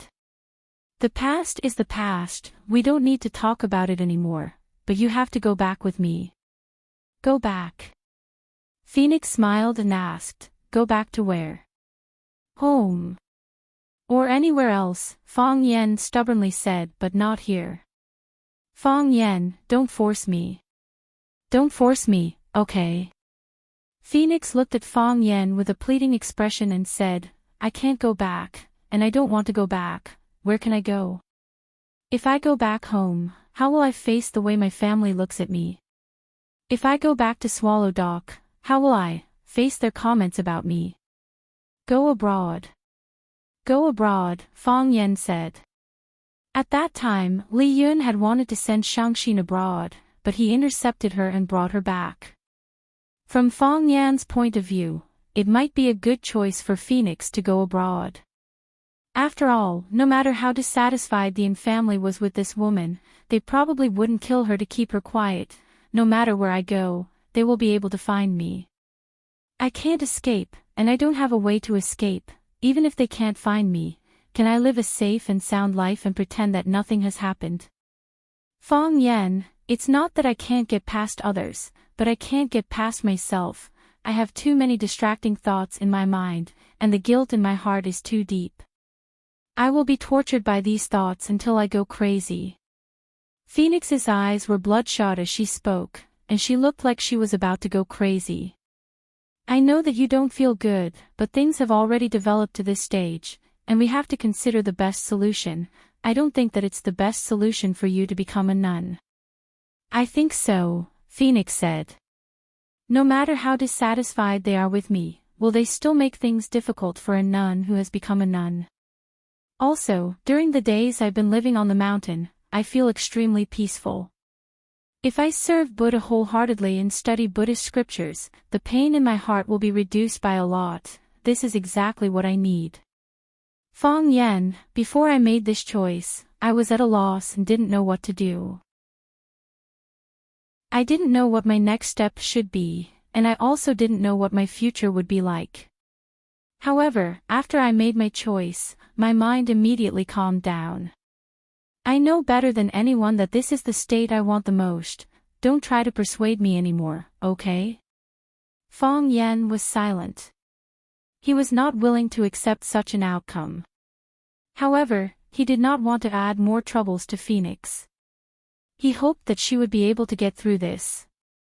Phoenix reached out her hand to stroke Fang Yan's face. Using her fingers, she gently smoothed out Fang Yan's furrowed brows and said, "Fang Yan, I didn't want you to come, but I am still very happy that you did. Women are always so contradictory. Just like what you said earlier, let's let go of everything that happened in the past. Let's act as if we've just met today. Fang Yan, promise me, okay?" "Okay," Fang Yan gritted his teeth and said. "I want to drink strong liquor," Phoenix said. "Okay." On the way down the mountain, I saw a farmer's family. I'll go find them and buy some meat. With Fang Yan's current physical condition, it was unrealistic to use stones to kill rabbits and pheasants. The best way would be to find a hunter in the mountains to buy these things. The people living in the mountains would certainly not be lacking in game. I want to eat ambush from 10 sides, Phoenix said. Okay, I'll borrow a pot from them and make ambush from 10 sides for you. Fong Yan glanced at Phoenix, then got up and ran back the way he came. Phoenix stared at Fong Yan's back in a daze. She chewed the sugar cane grass in her mouth and swallowed it into her stomach. It was as if she was Fong Yan. Fong Yan quickly returned. He carried a sack on his shoulder and a large pot in his hand. Fong Yan placed the pot on the ground, then took out the contents of the sack one by one. Every time he took out something, he would introduce it to Phoenix as if it was a treasure, just like the first time he took her to the mountains to hunt rabbits for ambush from 10 sides. This is dried rabbit, this is half a pheasant, they only have this half in their house, this is the dough they sent, they originally used to make pot stickers at night, but I borrowed it, this is oil and salt, this is dried chili from their wall. Fong Yan took out a white plastic bucket from his pocket and said, "You didn't expect this, did you? They also have loose spirits, I just took a sip, it's not as clear as Swallow Doc's Shoudao, but it's still very good, that big brother said there's at least 3 caddies of it. I haven't touched white wine for a long time, let's have a good drink later." Fong Yan copied Swallow Doc's style and used a few large stones to build a simple stove on a piece of dry land. After washing the large pot in the stream, he put it on the stove. Then he cleaned the rabbit and pheasant, cut them into large pieces with a knife, and put them into the pot one by one. He grabbed a handful of wild mushrooms and wild beans and threw them in together, then added a certain amount of stream water. Because it had just rained, the most difficult step was to find hay and firewood. Of course, this was not a problem for Fong Yan. He dug out a few rabbit holes, inside of which were soft and dry weeds. Then he pulled out some old branches from under some rocks that had not fallen in the rain, and then used a lighter from a farmer's house to light the hay. The fire burned fiercely. Phoenix happily helped to light the fire, and from time to time, she would laugh like a silver bell when she heard Fong Yan's words. Her laughter traveled far, the most beautiful sound of nature in this forest. This scene was so familiar, it was exactly the same as when they were ambushed from 10 sides in Swallow Dock. When the soup was boiling, the meat was cooked. Fong Yan poured the oil, salt, and seasonings he had prepared into the pot. Then, he threw in a handful of chili and poured in some spirits. The large pot began to emit a fragrant aroma, and even the steam that came out from it could not help but greedily suck it into their lungs. Fong Yan opened the barrel, gulped down a mouthful, and then handed the barrel to Phoenix in front of him. Phoenix took the barrel, raised her head, and gulped down a big mouthful. "Eat meat." Fong Yan handed the chopsticks he had cut from a tree branch to Phoenix. Phoenix took the chopsticks, picked up a rabbit leg from the pot, and began to eat. The rabbit leg that had just come out of the pot was too hot, and Phoenix ate it too quickly, so she would occasionally spit out her tongue to blow out a breath of cold air. However, she still greedily ate without a care. She chewed the rabbit meat in a sorry state, and big drops of tears flowed down her cheeks. From now on, there would be no more Phoenix. Chapter 603. Fong Yan picked up a rabbit leg from the pot and took a bite, only to find that the meat was too salty. Originally, when the hunters air-dried the rabbit, they would rub salt on it, but Fong Yan just threw a handful of salt in. As a result, this pot of ambush from 10 sides became very heavy. Fong Yan glanced at Phoenix and saw that she was eating heartily as if she didn't notice it at all. "It's too salty," Fong Yan said. The meat was salty, and so were the tears. So, for the time being, Phoenix couldn't tell whether it was the meat or the tears that dripped on the meat that were salty. Hearing Fong Yan's words, Phoenix discreetly wiped her eyes with her sleeve and said, "Drink some wine to calm it down." As she spoke, she handed the wine barrel in her hand to Fang Yen. Without a cup, they could only drink with their mouths aimed at the opening of the barrel.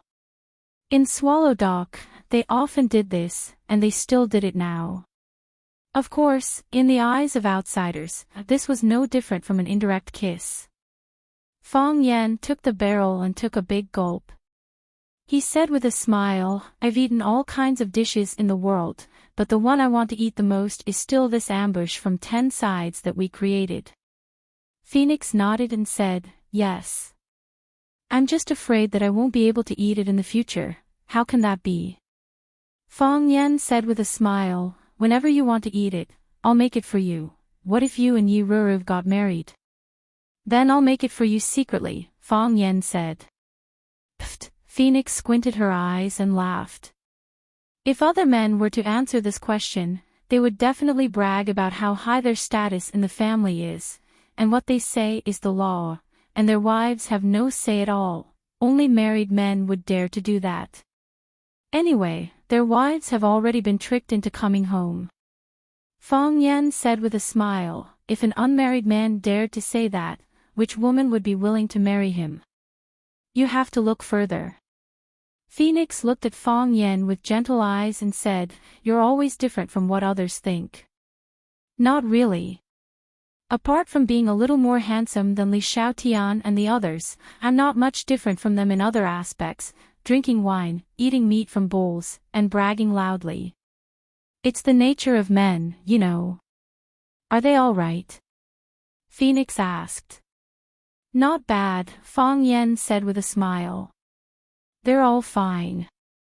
During Zhu Zaidan's special training in the North Sea, it was said that her family's 10,000 elephants fist, which had been stagnant for a long time, was showing signs of making another breakthrough. If he broke through again, he would become the second person in the younger generation of the Zhu clan to enter the 10,000 phenomenon formation. Li Xiaotian was doing business with his brother in Beijing. With the help of the Maple Leaf Society, his business was booming. Guan Qian's work is the hardest. He follows Yi Daoling as a confidential secretary. Although this kid keeps complaining, his personality has become much more mature and steady. When friends met, it was natural for them to talk about each other's friends. Zhu Zaidan, Li Xiaotian, Guan Qian, and the others were all good friends of Fang Yen and Phoenix. They shared many common memories. Back then, Fang Yen had attacked the Phoenix with the help or cover of these companions. The offensive was fierce, but in the end, the Lone Ranger by Xiao took down the Phoenix. This made everyone feel a little sad and disappointed. Later, everyone went to the back of the mountain to drink a dozen liters of shaozi, ate a pot of 10 noodles ambush, and cried for a while. After watching Fang Yen brag for a few hours, the pain in their hearts lessened a little. "I haven't seen them for a long time, I really miss them," Phoenix said with a smile. "If they know that I've become a nun, will they be shocked?" "And Xiao Xiao," Fang Yen shouted angrily.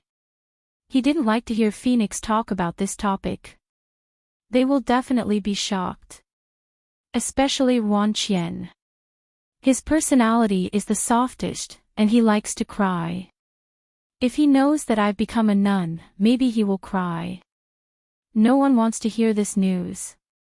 "Fang Yen, just now at Lotus Temple, you said that you owe me a face-to-face confession, and I owe you a face-to-face rejection. Now, can you confess to me one more time?" Phoenix looked at Fang Yen expectantly, her right hand tightly gripping the rabbit's leg, afraid that Fang Yen would refuse her rude request. Fang Yen looked at Phoenix seriously and said, "I like you for many years. For a very, very long time, I felt that I couldn't live without you. I liked you until I saw you in Bai Xiu's arms, admiring the snow in the village. After seeing that scene, I decided that I didn't like you anymore. But when I thought about it, I liked you for many years." Phoenix's eyes filled with tears again. She sobbed and said, "I really don't want to refuse." Then, she shook her head desperately, shaking off the ripples in her heart. she said, but I still want to refuse. Fang Yan, I'm sorry. I can't accept you. I couldn't accept you in the past, and I definitely won't accept you in the future. Fang Yan smiled bitterly and said, You're really cruel. You rejected me twice in one go. I won't do such things in the future. Phoenix was once again amused by Fang Yan. She wiped away the tears in her eyes and said, I won't let you do such things in the future either. She reached out and snatched the wine barrel from Fang Yan's hand. Then, she took a big gulp and said, When did you start to dislike me? Until you met Yi Ro. Fang Yan shook his head and said, You should know that at that time, I only had eyes for you. I felt that even 100 Yi Ros couldn't compare to you. I even did something stupid like writing a love letter to Yi Ro under Bai Xiu's name. I felt that if I did that, you would be mine alone. And now, Yi Ro has replaced you. Fang Yan didn't hide anything and said with incomparable sincerity. He wouldn't hurt another woman for the sake of comforting her. That would be unfair to Yi Ro. Is she good to you? Yes. I know she's good to you. Phoenix said with red eyes, To be honest, I don't care about all the women in Swallow Dock, but I have a natural hostility towards Yi Ro. Although you didn't like her at that time and always spoke ill of her in front of me. But the more you said, the more worried I was. I was worried that you would fall in love with her. I was worried that she would replace my place in your heart. So, every time I saw you walking with her, I was especially angry. Every time that happened, I would pretend to meet you by chance, deliberately showing how intimate we were, saying something deliberately to make her angry. I know it's stupid and childish of me to do that, but I can't help but do it. Fang Yan, I'm not a smart woman. I'm also not a determined woman. There are many things that I can't see as clearly as Yi Ro. I'm trapped in a cocoon of my own making. I'm tightly entangled by one net after another. I can't move my hands and feet, and even breathing is extremely difficult. I used to often think about this problem. If only I could do it, how good it would be. I used to like to read romance novels, in which the young ladies of rich and powerful families resolutely elope with their loved ones. At that time, I thought, how good it would be if I could do it. But I just couldn't make such a decision. Day after day, year after year, we wait for it. When I needed to make a choice between the two of us, when the conflict was about to erupt, I did such a stupid thing. Fang Yan, you don't know how ashamed I was the second you tore off my veil. I was so ashamed that I couldn't show my face. At that time, I really wanted to stab myself with a sword. All my choices were wrong. All my steps were on the wrong beat. I was the most stupid and cowardly woman in the world. And Xiao. Fang Yan, do you remember the question I asked you on Mount Sword? Yes. Fang Yan nodded. You asked me if I knew why you're called Phoenix. The name Phoenix was given by me, the Phoenix said.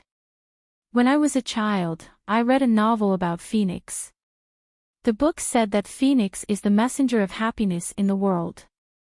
Every 500 years, it has to carry all the unhappiness and hatred accumulated in the world and throw itself into the raging fire to burn itself. It uses the end of its life and beauty to exchange for peace and happiness in the world. Similarly, after experiencing great pain and suffering, it can be reborn with a better body. Fang Yan, I can't wait for 500 years.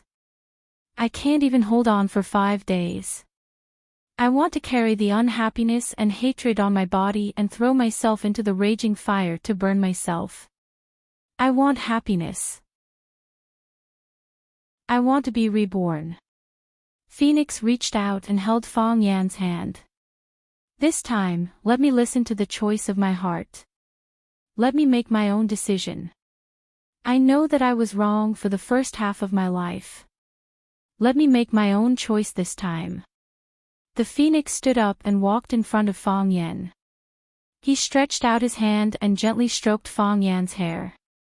He said, "I will burn incense and pray for you in front of Buddha every day. I will bless you with a lifetime of happiness." Phoenix left. The firewood was still burning and the meat soup was fragrant. The 3 liters of liquor had been emptied. Fang Yan held the empty barrel. After pouring out the last drop of liquor, he threw the barrel far away. Clang! The plastic barrel hit a rock and bounced back. It fell into the stream and flowed downstream. It was unknown where it would end up. In the beginning, I only believed.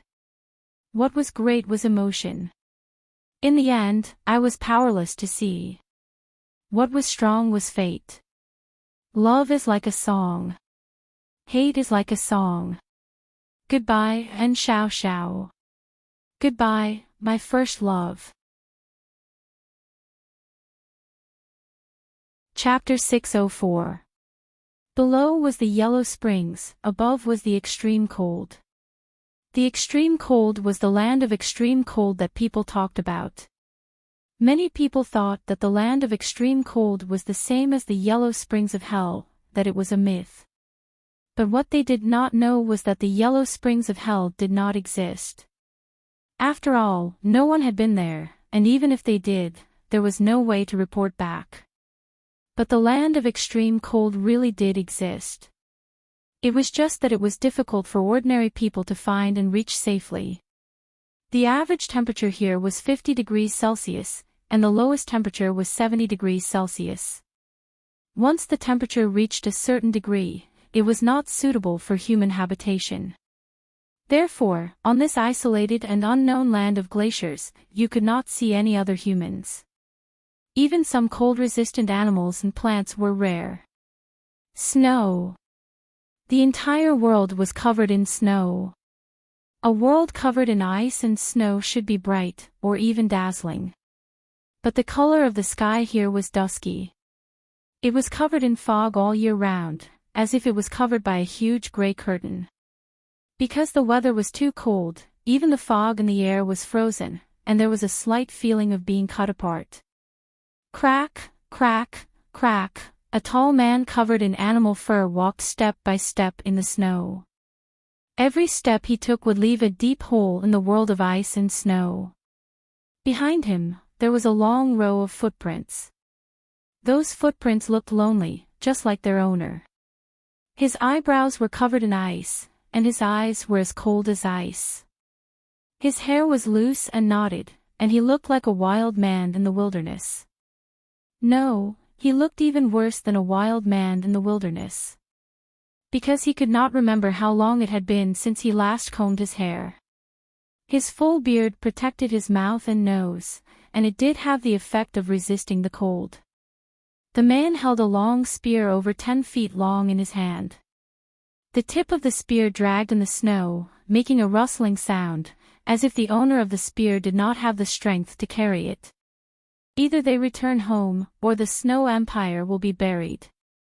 This was what the old drunkard Immerse had said when he left Swallow Dock. It was not some heroic speech, nor was it to cut off a path of retreat to encourage himself. He did not need this. Too many things had happened in Swallow Dock, and the Fang family was in danger. Fang Yixing, whom he regarded as his elder brother, had died tragically. Fang Yan was deeply affected and was unable to recover, so he decided to observe mourning for 3 years. Immerse knew that Fang Yan made such a decision out of guilt. He blamed himself for being a step too slow and not being able to bring his father back from the ambush in time. How could he not feel guilty? The enemy had already come to their doorstep. As the former Huaxia Azure Dragon, as a member of the Fang family, there was nothing he could do. When he arrived with his silver spear, all he saw was the scene of Fang Yan holding Fang Yixing's corpse and wailing. How could he not feel sad? He could have been faster. He could have saved them from this disaster in the past. However, because the meridians in his body were broken, it was difficult for him to use his energy. Having a mountain of treasures but being unable to use them, how cruel was this feeling for a former king-level figure. Therefore, Mo Qingdi prepared a generous gift and went to see the medicine addict, asking him to check his pulse. The medicine addict's prescription was to use the rare blood of the ice dragon to heal Mo Qingdi's broken meridians. Although the ice dragon liked the cold, its body belonged to the fire attribute. Its blood was like fire. Drinking it could make one's blood boil and cure all kinds of diseases. However, even the medicine addict only deduced from the records in the medical books that there was a possibility of finding the ice dragon in the land of extreme cold. As for what the ice dragon looked like and what its habits were, he had no idea. Mo Qingdi still made his choice. He chose to believe in the medicine addict and agreed to his harsh conditions. He came to this land of extreme cold alone with his spear. Instead of living like a useless person, it was better to die far away from the crowd. This was Mo Qingdi's persistence, his last pride. Mo Qingdi had been here for more than 3 years, maybe even longer. Anyway, he could not remember clearly. There was no day or night here. Whether it was day or night, the sky was always gray. When it snowed, it would be slightly brighter. Fortunately, it snowed frequently here. Mo Qingdi called the time when it snowed as his day. It was also his time to move around. Because it had just snowed heavily, the snowy ground was a vast expanse of whiteness. Nothing could be seen. Not even the tiny footprints of animals could be seen. Hiss, hiss, hiss, there was the faint sound of something hissing, but it was almost inaudible in the howling wind. However, it could not escape Mo Qingdi's ears. Mo Qingdi stopped in his tracks and stood still on the spot. Just then, a snow-white object broke through the thick layer of snow and sprang up from the ground. It lunged towards Mo Qingdi's exposed palm and bit at it. A flame rat. A rat that had mutated in an extremely harsh environment. Their black fur had turned red, and their black skin had turned white. They looked very cute. However, perhaps because of the lack of resources in the land of extreme cold, they were greedy and bloodthirsty. They would not let go of any prey that could become their food. They did not like to live in the ice and snow, but in the volcanic areas of the land of extreme cold. It was a volcano, also covered in ice and snow, but at least the rocks and soil there could give them some warmth. For a long time, Mo Qingdi survived by eating this kind of flame rat. Later, Mo Qingdi discovered a kind of snow snake. After it was frozen, it was cut with a knife, and its meat was even more delicious and tender. Humans needed something to eat. Even if you were Huaxia, the Azure Dragon was no exception. Mo Qingdi was no stranger to this kind of rat. He had countless experiences in dealing with this kind of flame rat. Therefore, when the flame rat jumped up and bit his arm, he suddenly let go of the gun in his hand. Then, with a flip of his wrist, the flame rat that weighed 1 kilogram was caught in the palm of his hand. He gently pressed down with his thumb, and the flame rat's neck gave off a crisp sound before it was broken by him. With practiced movements, Mo Qingdi tossed the mouse into the mixed grain sack that he always carried with him. Then, with a flick of his foot, the handle of the spear that was about to fall into the snow flew up into the air and was caught by Mo Qingdi in his hand. Just like before, he dragged the spear forward again. Thirsty to drink snow water, hungry to eat snow snakes and flame rats, trapped in an ice cave. He lived on with determination. Day after day, year after year. This was the state of his daily life. He did not know what the ice dragon looked like, and he did not know where the ice dragon was. Therefore, the only thing he could do was to search. Like a lonely ghost in this land of extreme coldness, he walked through all the places that he had not been to before. Rumble, a thunderous sound came from afar. Mo Qingdi's expression froze. He stood still and looked into the distance. In the few years that he had been here, it often snowed in this land of extreme coldness, but there had never been thunder or lightning. Because everyone knew that this kind of sound could bring about a terrible consequence, a chain of avalanches. Once the avalanches spread out for thousands of miles, it would be a disaster. Even Emochingdi, the Azure Dragon, did not have the confidence that he could run thousands of miles in such a harsh environment. The key was that his speed was faster than the speed of the glacier. That was a power that even the gods could not contend against. Emochingdi had to be careful. He waited for a while, but the rumbling sound did not come again. This gave Emochingdi a little peace of mind. A gust of wind blew over. There was a strange yet familiar scent in the wind. Emochingdi frowned. Holding his spear, he ran back in the direction he came from. He smelled danger. Rumble, a sound that was more deafening and longer than before, rang out again. It was as if a sleeping beast had just awakened and was declaring its sovereignty over this territory to the outside world. Bang! A plume of black smoke rose into the sky, and then a fiery red rainbow spread across the sky. No, that was not a real rainbow. It was a rock ore that erupted from a volcano. The colorful boiling substances dispersed in the sky, incinerating all the snow and mist that came into contact with them. They fell from the sky with billowing white smoke, and then collapsed in all directions. They were demons of the human world, and nothing could stop them. The place where they landed became a deep pit. The pit grew larger and larger, and expanded to the surrounding area. Crack, crack, the sound of ice breaking came from the high mountains, and then large chunks of ice and snow rolled down towards the flat tundra. With the force of Mount Tai, they were about to destroy all living things that stood in their way. Emochingdi smelled the sulfur in the air in advance, so he ran in time, and at the most crucial moment. Based on the area he was in, if he did not turn and run in advance, he might have been swallowed by the volcanic rocks that fell from the sky. Emochingdi ran very boldly, running with all his might. He ran like a wild beast with disheveled hair. Of course, there would be beasts who would not accept that he was a wild beast. This was because while he was madly running, a snow-white dog-like object actually surpassed his speed. It opened its mouth and stuck out its tongue as it ran in front of him with a whizzing sound. An ice dragon. Emochingdi's eyes brightened, and the pores on his body became transparent. Although he had never seen a real ice dragon, not even a picture of one, he knew in his heart that this was the ice dragon he had been searching for. All his efforts seemed to have paid off. Even at this critical moment of life and death, Emochingdi was still grateful to the heavens. Chapter 605. The greatest torment in life was despair. He searched day and night.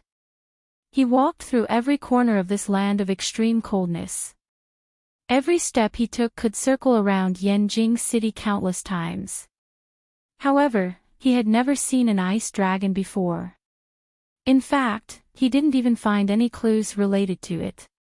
At this time, Emochingdi's heart began to waver. Was there an ice dragon? If not, what was the point of persisting? But if he didn't persist, what would he do? Would he go back with this broken body and witness the decline of the Fong family? Or would he die with them? The Fong family needed a man to stand up. If it wasn't Fong Yen, it would be him. If Fong Yen wasn't ready, then he would have to stand up for him for a while or a lifetime. If he wasn't ready, all the burden would be on Fong Yen alone. Most importantly, some of the hatred started because of him. If he couldn't stand up again, what would he do if they saw Fong Yen as a target for revenge? According to the extraordinary medical record, it was shaped like a dragon and had horns like ice. In other words, it should be a little transparent dragon. Why did the ice dragon he saw now look like a dog?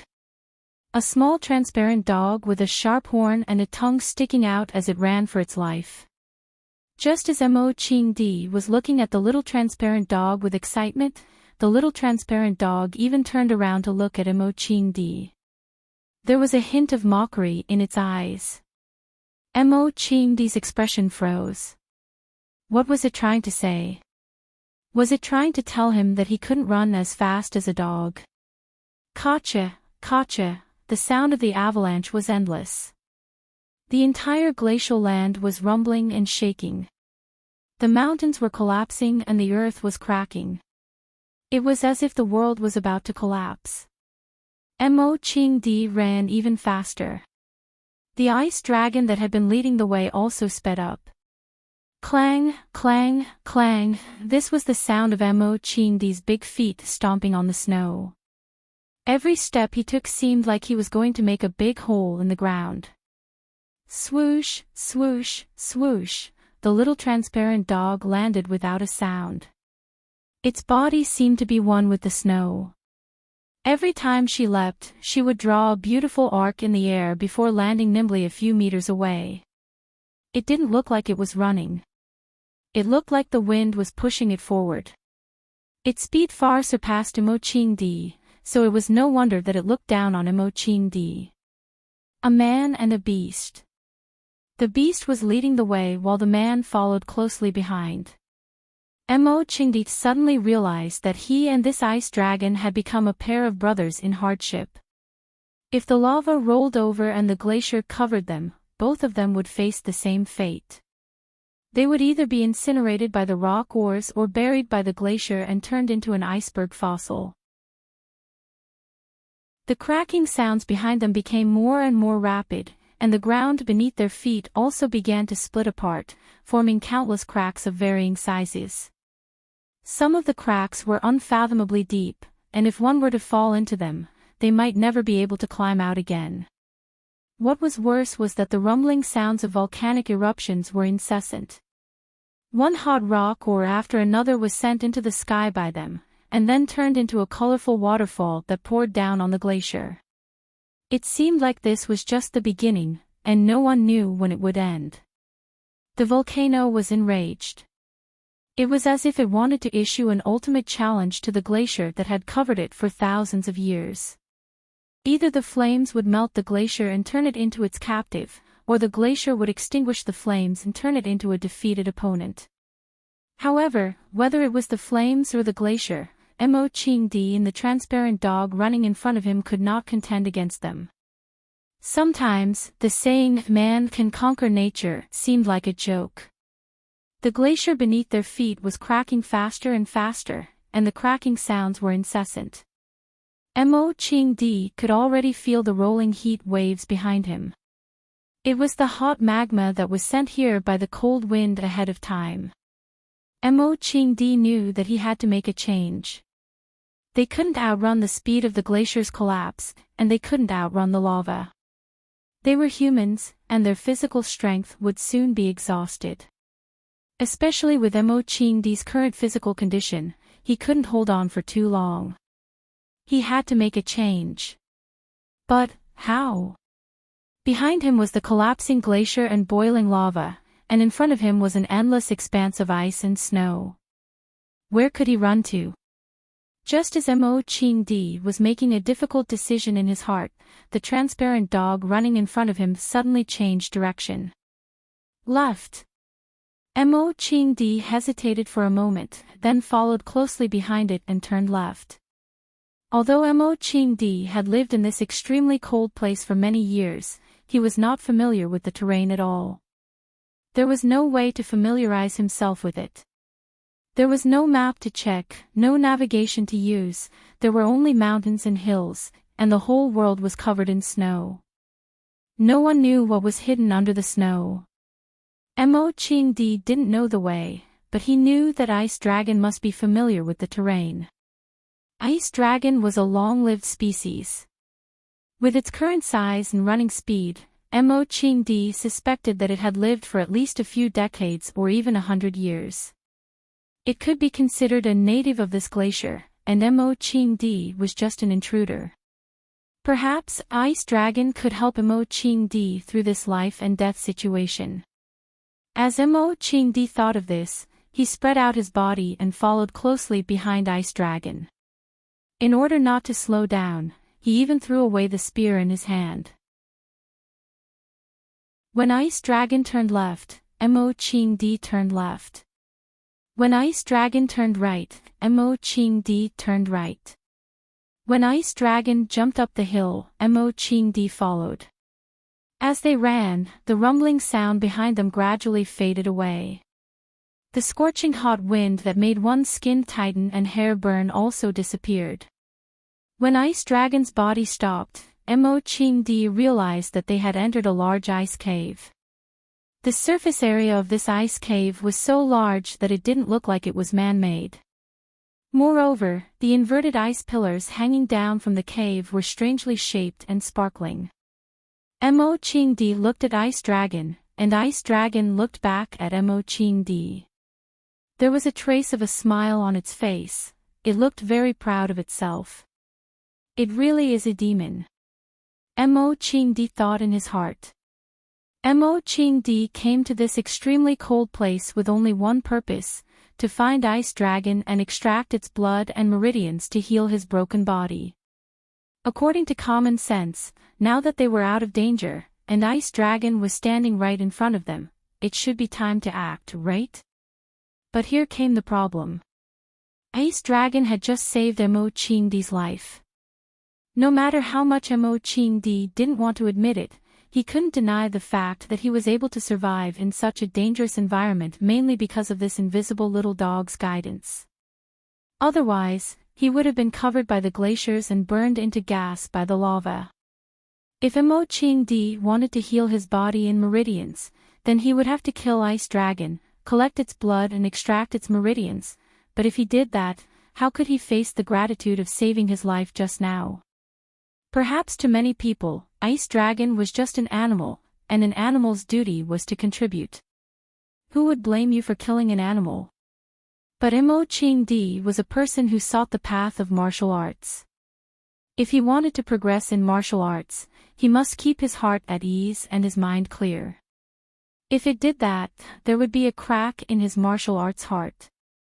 Perhaps it wouldn't affect him now, but it would be magnified infinitely in his martial arts journey in the future. It would become a stain in his heart. How could he seek the path of martial arts?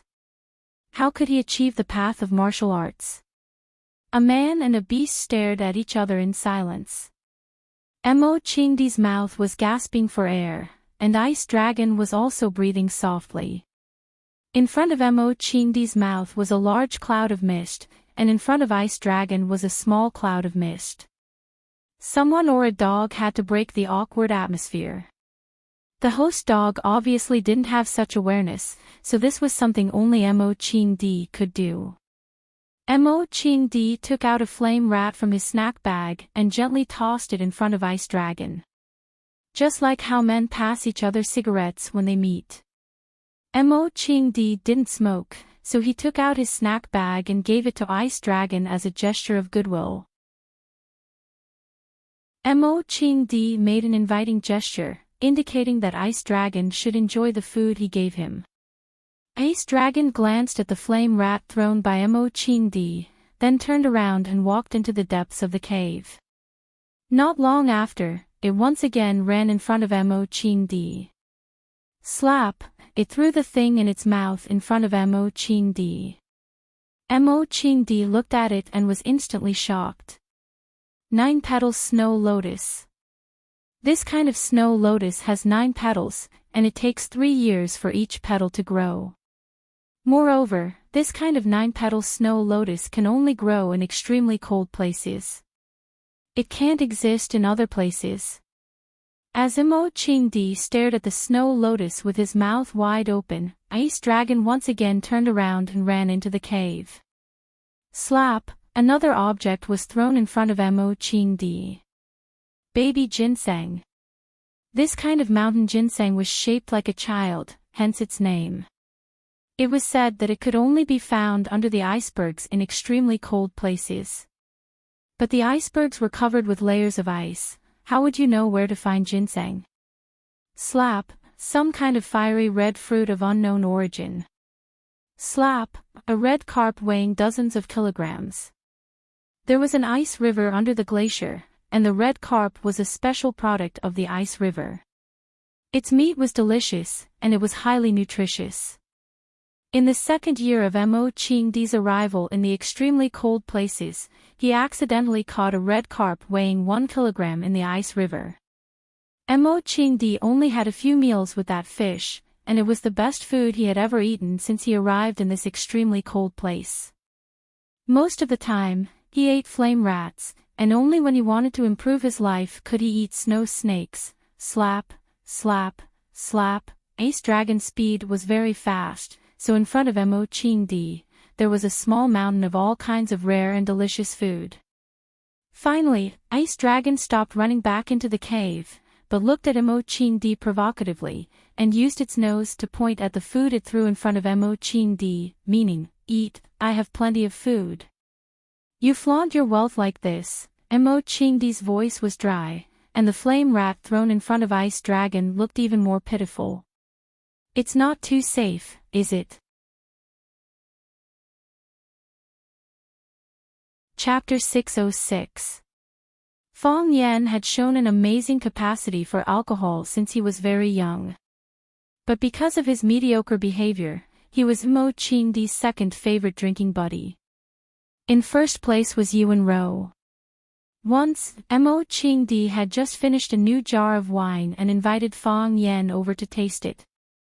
When Mo Qingdi placed his hand-brewed shaozi in front of Fang Yan only glanced at it disdainfully, then ran back to his room and brought back a box of Maotai. The box of wine was as old as the Maotai factory was built. It was said that Phoenix stole it from her grandfather. Mo Qingdi was so angry that he drank the entire box of wine.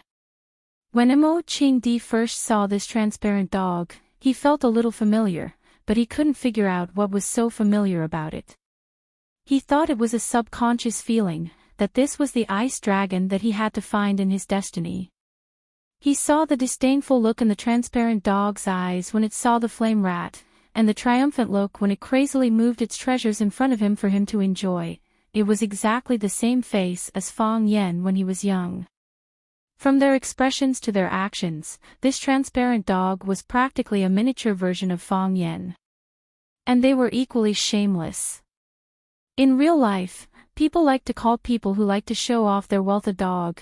Now Mo Qingdi saw with his own eyes a transparent dog running in front of him to show off its wealth. Moreover, even someone as knowledgeable as Mo Qingdi could not help but admit that this dog was truly rich. It was practically overflowing with wealth. Seeing that Mo Qingdi was standing there motionless, Ice Dragon thought that he was too embarrassed to enjoy, so it came over with a red fruit in its mouth and took the initiative to walk toward Mo Qingdi. Mo Qingdi's heart trembled, and he looked at Ice Dragon with a face full of surprise. It trusted me. It believed that I would not hurt it, so it unscrupulously took the initiative to approach me. This feeling of being inexplicably trusted is really good, so good that people can't bear to break it. Mo Qingdi held out his hand, and Ice Dragon put the fruit in its mouth into Mo Qingdi's palm, then raised its head and looked at him expectantly. Mo Qingdi grabbed a handful of snow and wiped the fruit, washing away Ice Dragon's saliva, and then took a bite of the red fruit. Crunch, crisp, sweet, and juicy. This was the tastiest fruit Mo Qingdi had ever eaten. Mo Qingdi grinned and shoved the remaining half of the fruit into his mouth. The ice dragon was also very happy. It jumped up and down in front of Mo Qingdi with an adorable expression that said, "I told you it was delicious, now you know I didn't lie. I can't kill you." Mo Qingdi looked at Ice Dragon and said. He looked at the little transparent dog as if he was looking at a young Fang Yan. How could he bear to kill it? Just like how it was impossible for him to kill Fang Yan, because Fang Yan was like his child. Ice Dragon did not understand what Mo Qingdi was saying, it only saw Mo Qingdi talking to it. It thought that it had been praised, and that Enchanting was telling it, "The food you gave me is really delicious." So, it ran to fetch a similar red fruit and placed it in Enchanting's palm. "Eat it." It looked at Enchanting with a proud expression. "I know you don't understand." Enchanting took the fruit and looked at Ice Dragon with a serious expression and said, "But I still want to thank you. You are my savior." Recently, Jiang Zhulu had been feeling uneasy. To him, this was the darkest period of his life. His father died tragically, the Longtu group that was controlled by the Jiang family was torn apart, and a part of the shares fell into the hands of Fang Yan and Lu Chaoga. When he thought of this, he wanted to scream and go crazy. That is compromise. He comforted himself countless times. Only smart people know how to compromise. Fang Yan had snatched Jiang Shangxin away from him. What kind of evidence did Jiang Shangxin have? He could only infer from some of the unusual details of Jiang Shangxin that she must have something that was harmful to them, but Jiang Zhulu had no way of knowing what it was. The general's order suddenly disappeared without a word of warning. Where did he go? The incident at One Sword Peak was a mystery. Those who knew about it had all disappeared, and no one came to tell him what had happened. His greatest support was the general family. It was the general medallion that the general family had stood up to speak for him. If the general medallion disappeared or he lost his status in the general family, he would have no choice but to hug the thigh of the general line again. He could not get through to Jiang Junling on the phone, so he felt that it was necessary to inform General Hang. Although this kind of behavior might be misunderstood by the general as betrayal, but, if you leave without saying a word, isn't that also a kind of betrayal to your allies? Jiang Zhulu was very angry in his heart. He felt that the business partners he was working with were too unscrupulous. Jiang Zhulu rummaged in the drawer and finally found General Hang's name card in the corner. He dialed the number on the name card and the call was quickly connected. "Is this Zhulu?" A man's voice came from the other side of the phone. Jiang Zhulu could tell that it was General Hang's voice that he was familiar with. Jiang Zhulu was touched. He did not expect General Hang to save his number. He smiled and said, "Master, it's me, Zhulu." "Zhulu, long time no see. I haven't seen you drinking in Yanjing recently." General Hang chuckled. "Master, you know that there have been too many things happening recently, Zhulu. I know what happened to your father. You have to restrain your grief and take care of your health. You are the only pillar of the Jiang family now, so you must not fall. Also, I know a little about the Longtu group. You don't have to worry about it. You're still young, and you'll soon be able to build a bigger family business for yourself. I believe that you have the ability, and I also believe that you have the foresight." General Hang said that he believed that he had foresight, but what foresight? Jiang Zhulu understood the meaning behind General Hang's words and said sincerely, "Master, please take care of me in the future." General Hang was very satisfied with Jiang Zhulu's attitude and said, "Zhulu, you are too kind. I am just an idle person in the family, so I don't usually care about these things. However, you are Shangxin's husband and my brother-in-law. We are a family. Your matters are my matters. Thank you, Master." Jiang Zhulu's heart was finally at ease. The general had left, and the general had replaced him. Finally, he had found another thick thigh to cling to. However, what exactly happened to Jiang Junling? "Master, did the military order come back to Yanjing?" "He didn't even inform us when he left." Jiang Zhulu had to ask this question. No matter what, he used to be a close friend of Jiang Junling's. If you turned a blind eye to your previous master just because you clung to General Hang's thigh, how would General Hang view you? Moreover, he asked this question after he had General Hang's backing. This showed that he valued his relationship with General Hang more. As for asking about Jiang Junling's whereabouts, that was merely out of courtesy. With General Hang's intelligence, he would definitely understand the deeper meaning behind his actions.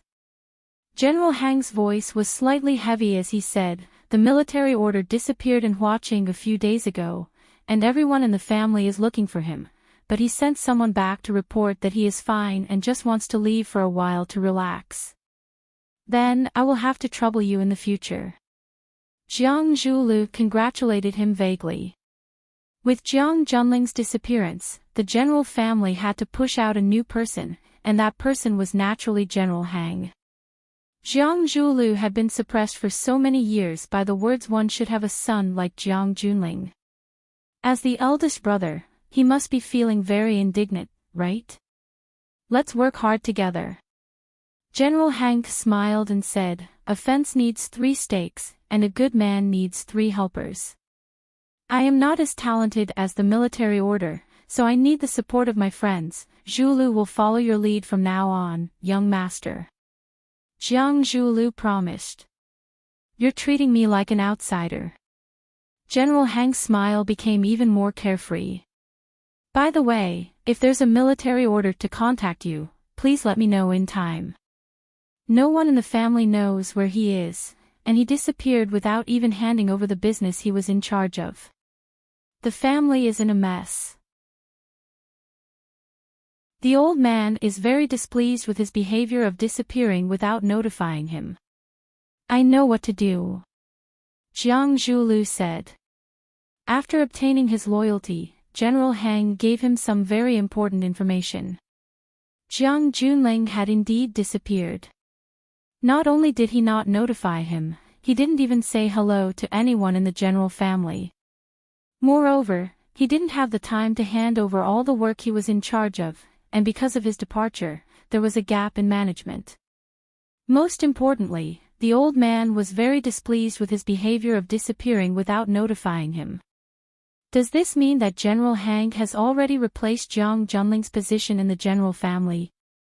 Jiang Zhulu secretly rejoiced that he had made the call in time.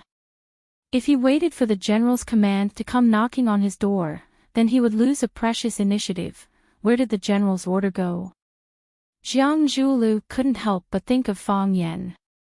Could it be that Jiang Junling had been gotten rid of by Fang Yan? Jiang Zhulio's worries rippled in his heart as he thought of that delicate-looking young man. He was really a scourge. Ring, the phone on the table rang. Jiang Zhulu saw that it was a call from the secretary outside and asked, "Lily, what's the matter?" "Chairman Jiang, Miss Jiang wants to see you," the secretary's voice sounded. "Miss Jiang."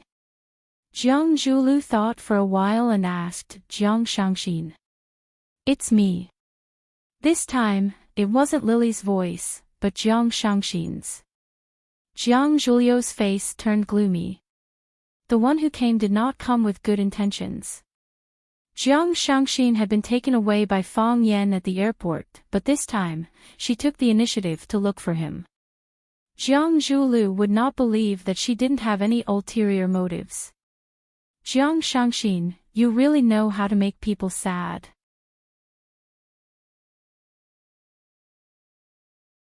Chapter 607. Jiang Shangxin pushed the door open and entered, just like how she had visited Jiang Zhulu countless times in the past. The difference was that Jiang Zhulu did not stand up to welcome her this time.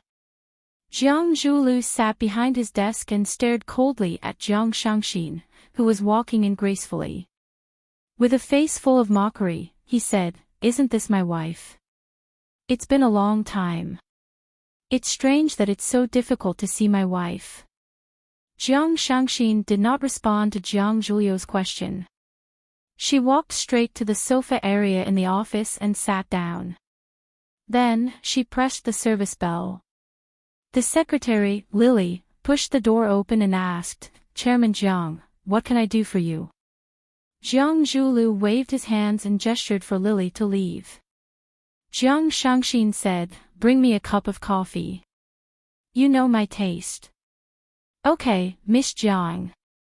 The secretary knew that there was a conflict between the chairman and Jiang Shangxin, but she did not know the extent of it.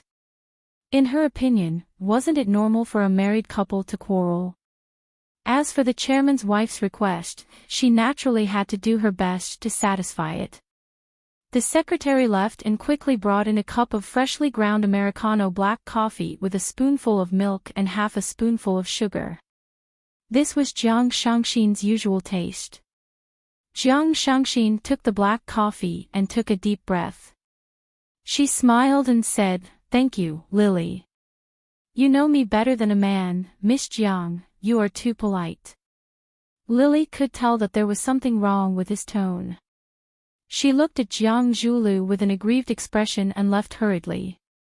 Jiang Zhulu leaned against the back of the chair and looked at Jiang Shangxin, who was sitting a distance away, enjoying the coffee. He said, "You left in a hurry the last time, but you came back openly this time. I was still waiting for the news that you were safe after landing in Paris. In the end, you ran away with another man. I don't know where you went. What do you want to say this time? Lay all your cards on the table. Prepare to divorce me." Jiang Shangxin took a small sip of her coffee and said, "I ran away in a hurry the other time because there was a mad dog chasing after me. It was still bearable to let him bite my finger, but if I were to get bitten on my throat, I might not be able to keep my life.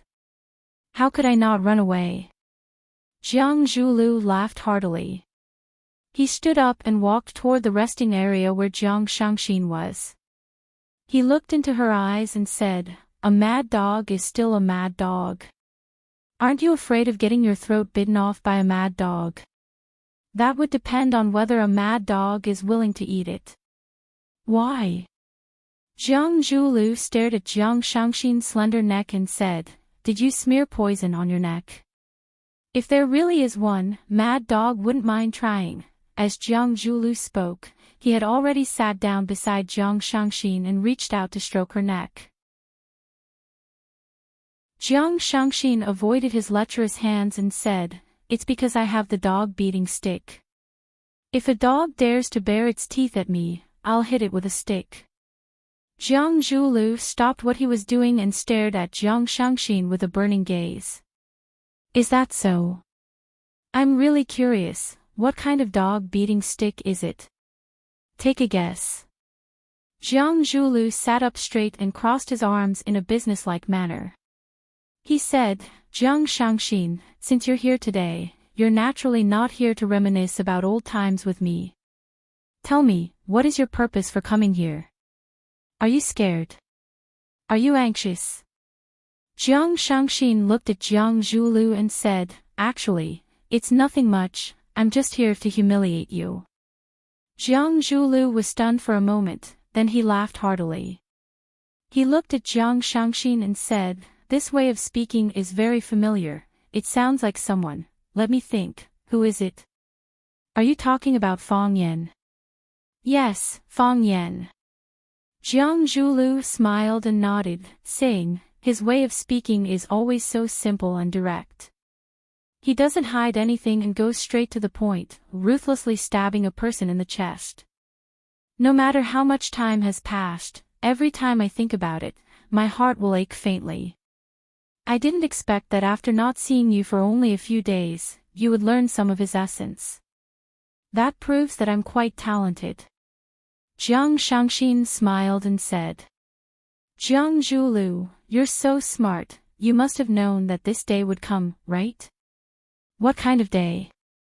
Jiang Zhulu wasn't afraid of Jiang Shangxin's threat and said, "I work in the president's office on the top floor of a building worth tens of billions of dollars. I can see the entire city from the floor-to-ceiling windows, and there's a beautiful secretary at the door who satisfies all my requests. As long as I need her, she's willing to take off her clothes and kneel in front of me.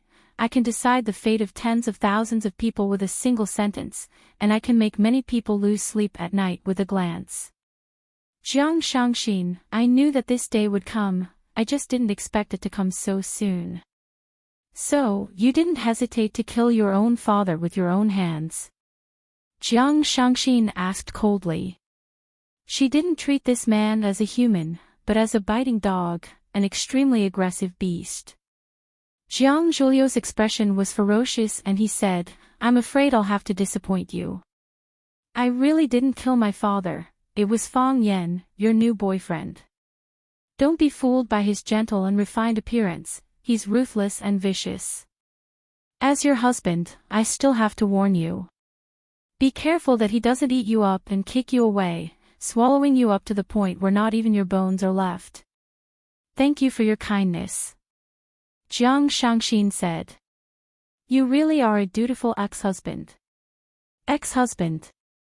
Jiang Zhuliu laughed and said, I really didn't intend to divorce you. Although you have a new man, I love you so much, how can I bear to let you leave me? Shangxin, do you know? You're my most precious asset now. No matter what happens, I want to be with you. Jiang Shangxin stirred the coffee in the cup with a steel spoon. After hearing what Jiang Zhuliu said, she giggled and tucked her long hair behind her ear. She said, Jiang Zhuliu, did you think that I came here today to lay all my cards on the table and divorce you? Did I want to take away half of your family's wealth? This has nothing to do with money, I just can't imagine how I can survive without you. Jiang Zhuliu said such touching words of love, but his gaze toward Jiang Shangxin was filled with hatred and coldness. He knew very well that the wife he had married was not a kind person. In the past, he wasn't afraid. On the contrary, he felt that such a wife would have the desire to conquer. However, as the situation developed, he already felt that it was difficult for him to control her. The previous time when he sent her off at the airport, he had bitten one of her fingers. After that, she eloped with Fang Yan, which proved that she was clear about the situation she would face when she went to Paris. Now, she was back to take revenge. If that's what you think, then you're underestimating me. Jiang Shangxin chuckled and said. We are husband and wife. All of your assets belong to us. Although you don't have enough shares in the Longtu Group now, you will have more or less some. If you go to jail and go to the police station, won't all these shares fall into my hands? Divorce? How is that possible? Jiang Zhuliu, when you are in danger, I will not leave you no matter what. Jiang Shangxin stared at Jiang Zhuliu fiercely, and her voice was filled with endless hatred. She said, I will always be by your side, I will take away everything from you, I will make you have nothing. Why do you want a divorce? Even if you take away half of the assets after the divorce, you will still have the other half. I don't want to wait until you are released from prison to have a lot of money for you to squander. Jiang Zhuliu, I hope that you die in prison. Even if you are released, I want you to become a beggar on the streets. You are a good husband, and I have to work hard to be a good wife. Are you satisfied with this? The premise of you saying all this is that I will go to prison. If I don't go to prison, everything will still be in my hands, and you will still not get anything. You can forget about taking away Longtu from me. It is also my duty to send you to prison. Jiang Shangxin said calmly. In that case, you already have evidence in your hands that can throw me into prison. Yes. Jiang Shangxin said. I think it is enough. If you have evidence, you can just hand it over to the police station. Is there a need to tell me all this? Jiang Zhuliu's face turned green and he said, moreover, I will transfer the assets that belong to me to my relatives. I will let you have everything, your relatives. Transfer to who? Jiang Shangxin's face was full of disdain. She said, if you really treat them as your relatives, then don't harm them. If you give your assets to your mother, do you think they will let her off? Your father's death has already given her a fatal blow. If you give your shares to her, you will be forcing her to a dead end. However, I quite agree with you doing this, because you will realize that not only will you have nothing, but you will also have no relatives in this world. Jiang Shangxin. Jiang Zhuliu shouted at Jiang Shangxin. He pressed Shangxin's palm down and said, sit down quietly. I have already said that I am here to humiliate you. The angrier you are, the more I feel satisfied. The more I feel, the better I feel. Jiang Zhuliu's eyes were bloodshot with violence. He stared at Jiang Shangxin with a stern expression and said, "You should know that I can make you disappear from this world directly. Tell me, if I push you down from this building and say that you jumped down yourself, do you think others will believe me?"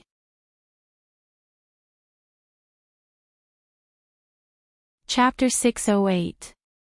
Miss, what do you think this is? Fang Yingying held a dollar coin in his hand and asked with a smile.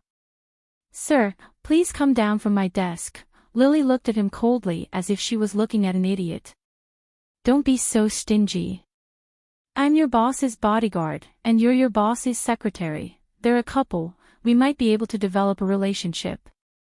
But unfortunately, I already have a girl I like. So, we can only be ordinary friends. Fang Yingying sat on Lily's desk and said with a cheeky smile. Lily rolled her eyes and said, Sir, please don't disturb my work. Otherwise, I'll call the security guards to kick you out. Have you considered the mood of your lady boss before you do this? Or do you want to replace your lady boss as the new lady boss? Okay, I'm just joking. Come, watch carefully. I'll show you a magic trick. After you see my magic trick, you won't want to see anyone else perform magic anymore. As Fang Yingying spoke, he suddenly threw the coin in his hand into the sky. Clank, he stretched out his hand and grabbed the coin. Now, it's time to witness a miracle. Fang Yingying's hand that was holding the coin clenched into a fist. Lily's eyes couldn't help but be attracted to Fang Yingying's performance. Come, blow on my fist. Fang Yingying brought his fist in front of Lily. Lily sneered and moved her head away from the fleshy fist. I'll do it myself. Fang Yingxiong leaned over and blew on his fist. Then, he suddenly opened his fist. Dang, no. Lily also looked at Fang Yingying's fat palm in surprise. She clearly saw him holding the coin in his hand. How did this man really make the coin disappear? Strange. Where did the coin go? Fang Yingying said with a smile. He reached out to touch Lily's head. In my hair, said Lily. Although she hadn't seen any magic in real life, she had seen countless magic performances on TV, in movies, and at New Year's parties every year. She understood the tricks of those people. They could make pigeons out of hats, eggs out of people's hair, or even stranger things. Fang Yingying rubbed his hand over Lily's head, then opened his palm and said, No. Fang Yingying's hand brushed across Lily's neck, then he opened his palm and said, Still nothing. Fang Yingying's hand still wanted to touch Lily's chest, but Lily pushed it away and said, If you keep doing this, I'm going to call security. Don't you want to solve the mystery? Fang Yingying asked with a smile. Boring, Lily said disdainfully. This method of picking up girls was too outdated. Now, it's time to witness a miracle. Fang Yingying pointed at his shoe and said, I didn't catch it just now, so the coin fell on my shoe. You didn't expect that, did you? Lily really wanted to beat this fatso to death. This was the most annoying fatso she'd ever seen. Am I right? After seeing my performance, do you not want to see other people perform magic anymore? Fang Yingying asked with a proud expression. You're right. Lily glared at Fang Yingying and said, I don't want to see magic anymore for the rest of my life. After the hero, there will be no more heroes. Fang Yingying felt lonely at the top. This was a war. Jiang Zhuliu knew this very well. This woman was a poisonous snake that wanted to bite people. Right now, she opened her sexy little mouth and was about to spit venom at him. Of course, he couldn't just let himself be captured. Bang! Jiang Zhuliu suddenly opened his palm in midair and said aloud, Your beautiful body will fall from this tall building and smash into pieces on the hard concrete floor. Someone screamed, and more people ran over to watch. The police will draw a circle with chalk along your body, and your mother will cry her heart out on top of your body. She just lost a family member, and soon, she'll lose another one. I feel very bad in my heart too. After all, you're my wife, the woman I love the most in my life, and I'm so familiar with your body. Jiang Zhulu, Jiang Shangxin gritted her teeth and said. Why? You can't take it anymore. Didn't you say it before? You're here to humiliate me, so you have to be prepared to be humiliated. Jiang Shangxin thought for a while, and her beautiful eyebrows smoothed out again. She smiled and said, the story is very interesting, and then I'll tell them that we had an intense argument, and I'll also use the video of you being taken away by another man on the plane to tell them that you've cheated. I'll tell them that you forced me to divorce you. I wasn't willing to agree to it, so you threatened to jump off the building. In the end, the heel of my shoe became unstable, and I accidentally fell. Oh yes, Lily can also prove that everything I said is true. This is my territory, and you have to die however I want you to die. Everyone here is my people, and they have to say whatever I want them to say. My reputation will suffer a little, but who the hell cares about their reputation at this point in time? Jiang Zhulio's body slowly moved closer to Jiang Shangxin. He looked at her with a gentle gaze and said, Shangxin, why do you have to do this? 100 years of hard work, and 1,000 years of hard work, we can sleep together. We're a married couple, so why do we have to go this far? We did have some conflicts in the past, but they were all caused by Jiang Junling. You know that second young master is a little extreme, and he will definitely get what he wants. No one can resist him. But it won't happen in the future, because he suddenly disappeared, as if he had never been to watching. Let's just treat the past as an unpleasant dream, okay? I just spoke to young Master Juanxing on the phone, and he hopes that I can give him some support. Young Master Juanxing has a gentler personality, and I believe that he will treat us well and support us. The Jiang family will rise again, and Longtu will prosper once again. Shangxin, you will still be respected by the world and envied by all women. Let's start over, okay? Shangxin giggled so hard that the coffee in the coffee cup splashed out. Shangxin giggled so hard that her entire body trembled. She placed the coffee cup on the coffee table in front of her, smiled, and said, Jiang Zhulu, I have to say that you are indeed a talent. A shameless person is invincible. Jiang Junling just left, and you're already cozying up to young Master Juanxing. How much do you want to make life difficult for the Jiang family? Jiang Zhulu chuckled and said, I can't help it, the Jiang family has the thickest thighs. If I send you to prison, it will be considered as getting rid of a scourge for the Jiang family. Jiang Shangxin smiled and said, although I don't like the Jiang family. I don't like the Jiang family either. Jiang Zhulu reached out to hold Jiang Shangxin's hand and said, so, why don't we replace them with the Jiang family? Jiang Zhulu, how dare you say something like this? A soldier who doesn't want to be a general is not a good soldier. Everyone knows this, so why can't we say it out loud? Jiang Zhulu smiled and said. Jiang Shangxin dodged Jiang Zhulio's evil claws and slapped him on the face. Smack! Don't touch me, I feel disgusted when I see a man like you. Jiang Zhulu ignored the purplish-red bruise on his face and grinned. Didn't you specially rush over to see a disgusting man like me? No, I wanted to witness something. What is it? Witness you being arrested by the police. Jiang Zhulu stared at Jiang Shangxin with a sharp gaze and said, did you bring the police here? Of course. Clang! The electronic door to the office was pushed open, and Fang Yingying walked in with a group of men in police uniforms. The secretary, Lily, followed behind them in a panic and explained to Jiang Zhulu anxiously, boss, they stole my access card. When Fang Yingying was performing magic for Lily, he had already taken the electronic card from her chest, which allowed her to enter Jiang Zhulio's office freely. It was also because of Fang Yingying's help that these police officers were able to stand at the entrance of Jiang Zhuliu's office without any obstruction. Jiang Zhuliu waved his hand and said, "It's okay." Jiang Zhuliu stared at the police officers who were walking toward him and asked, "May I know what crime I have committed that requires all of you to come and arrest me?"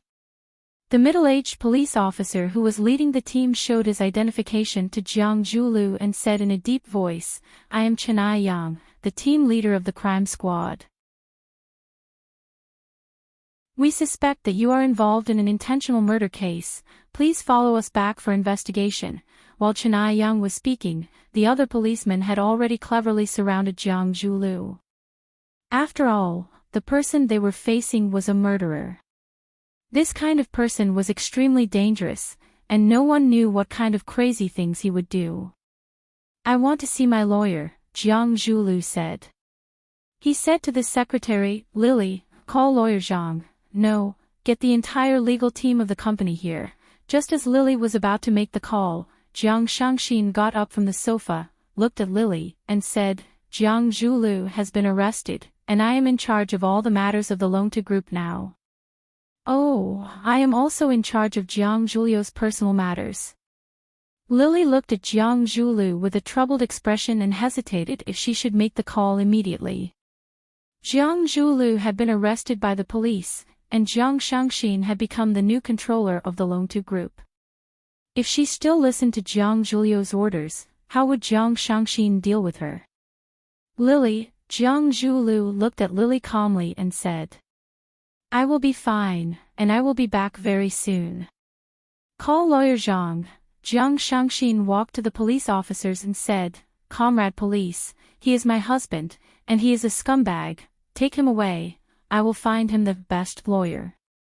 Chenai Yang waved his hand and shouted, "Take him away."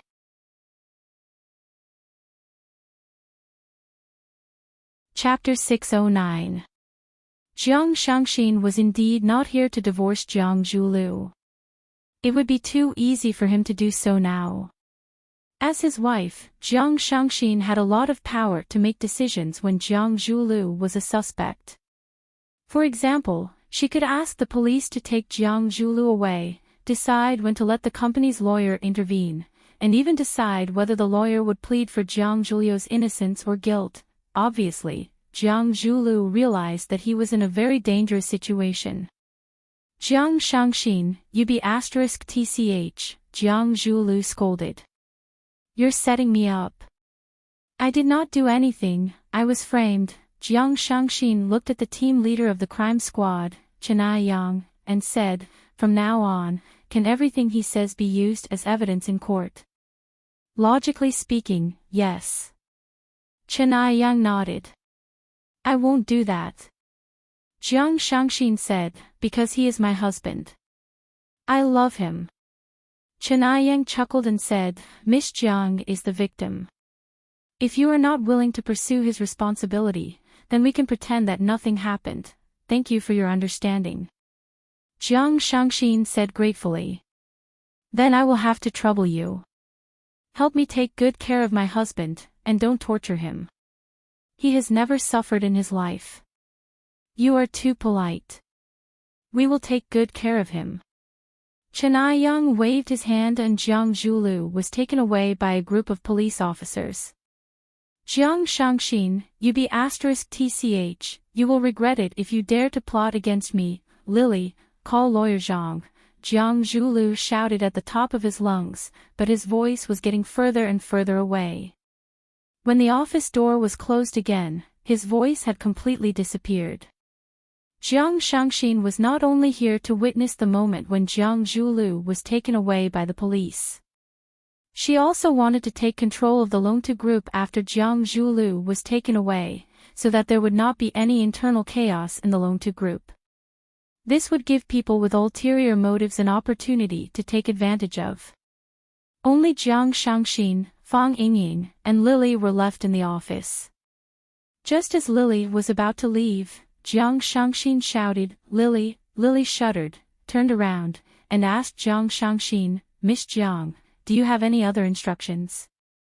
He sat Shangxin down on Jiang Zhuliu's swivel chair and leaned back slightly. Looking up at Lily, who was sitting cautiously in front of him, he said, "Let's have a chat." Lily became even more nervous and said, "Miss Jiang, what do you want to talk about?" "I don't know anything. I'm just Mr. Jiang's secretary. I don't know what he did." "Lily, do you remember what I said just now? You understand me better than any man, so I'm happy to let you continue to be the secretary of the chairman."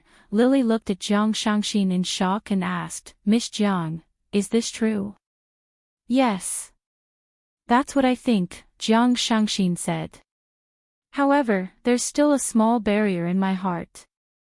I feel a little uncomfortable. Jiang Zhuliu is my man, my husband.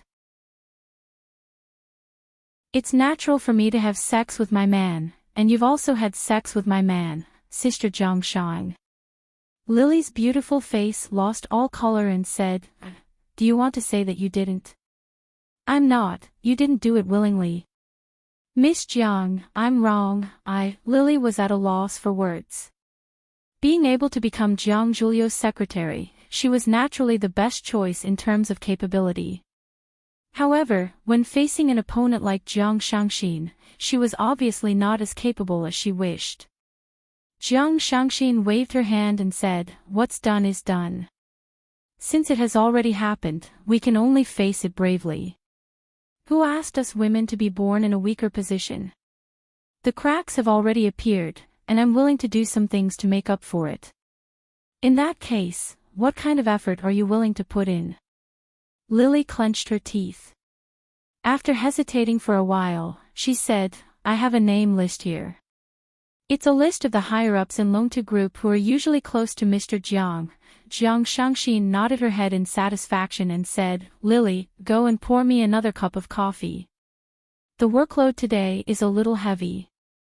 "Yes, Miss Jiang." Lily replied and walked out quickly to execute Jiang Shangxin's orders. From this moment onwards, she had changed her identity to become Jiang Shangxin's female secretary. Jiang Shangxin then shifted her gaze to Fang Yingying's face and said, "Hero." Fang Yingying was shocked and said, "Miss Jiang, I have never slept with your husband. I don't like men. Furthermore, I already have a woman I like. She's a beautiful police officer.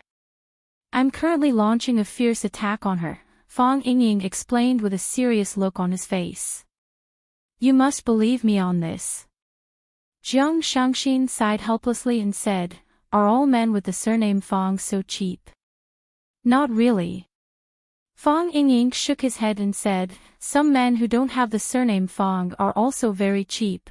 Jiang Shangxin took the cup of coffee that Lily brought over and drank it to moisten her throat. Only then was she able to continue the conversation with Fang Yingying. She said, "I really have to thank you for today. I only used a brilliant magic trick to confuse the secretary and found the special elevator card and Jiang Zhuliu's office card from her. Actually, I wasn't of much help," Fang Yingying said humbly. "I still have to thank you." Jiang Shangxin stood up.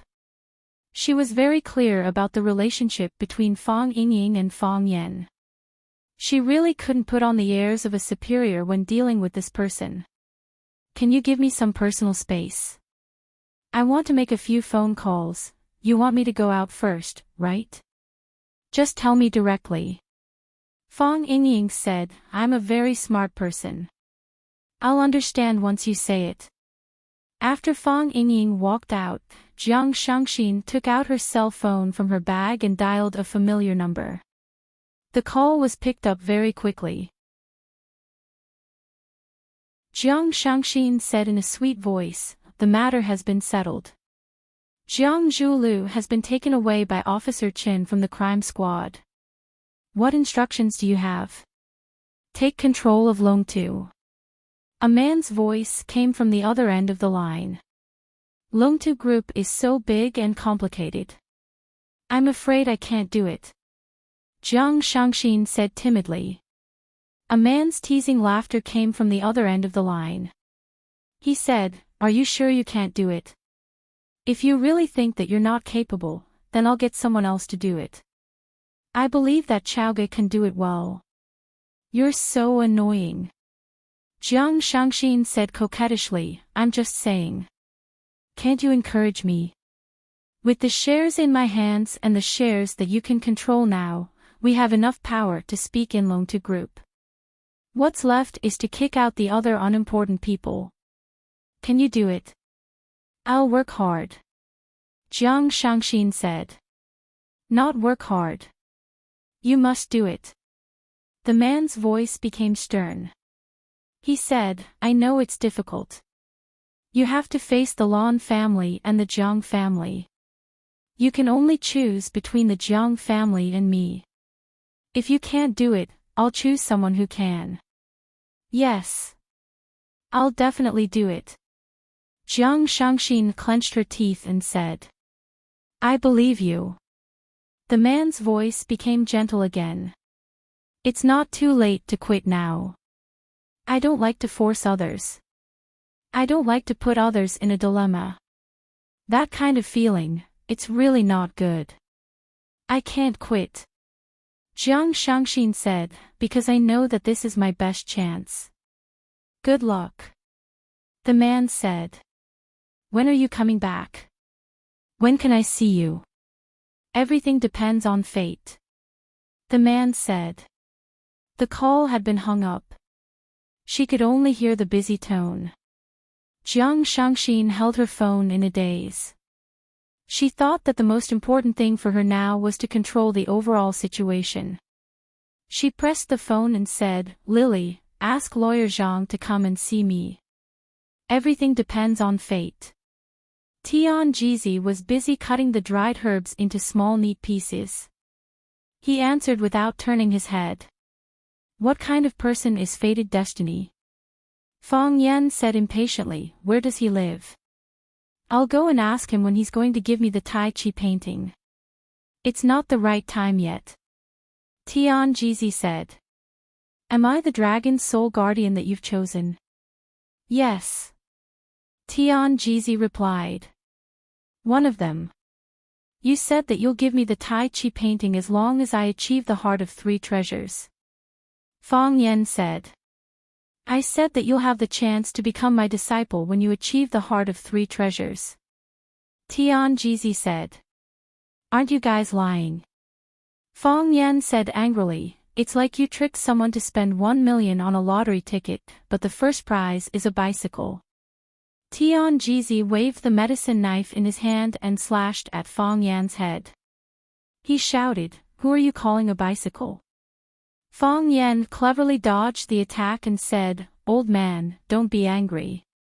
I just want to reason with you. You've kept me in suspense, but you're not willing to take it out for me to see. I still don't know if there's such a thing as the Tai Chi painting. The Tai Chi painting isn't with me. Tian Jizi said. Fang Yan opened his eyes wide and asked, where is it? Where it should be. Do you know what I don't like the most about you quacks? You're always rambling on and on. Things that can be explained in a single sentence, but you're making it so confusing. Where exactly is it? Tian Jizi put down the hatchet and took the towel from Fang Yan to wipe his hands. Then, he took the teacup from Fang Yan and took a sip of tea. Then, he said, are you really ready to accept the Tai Chi painting and take on the responsibility of protecting the dragon soul? I'm not ready yet. Fang Yan said. I just want to check the goods first. To see what the Tai Chi painting is.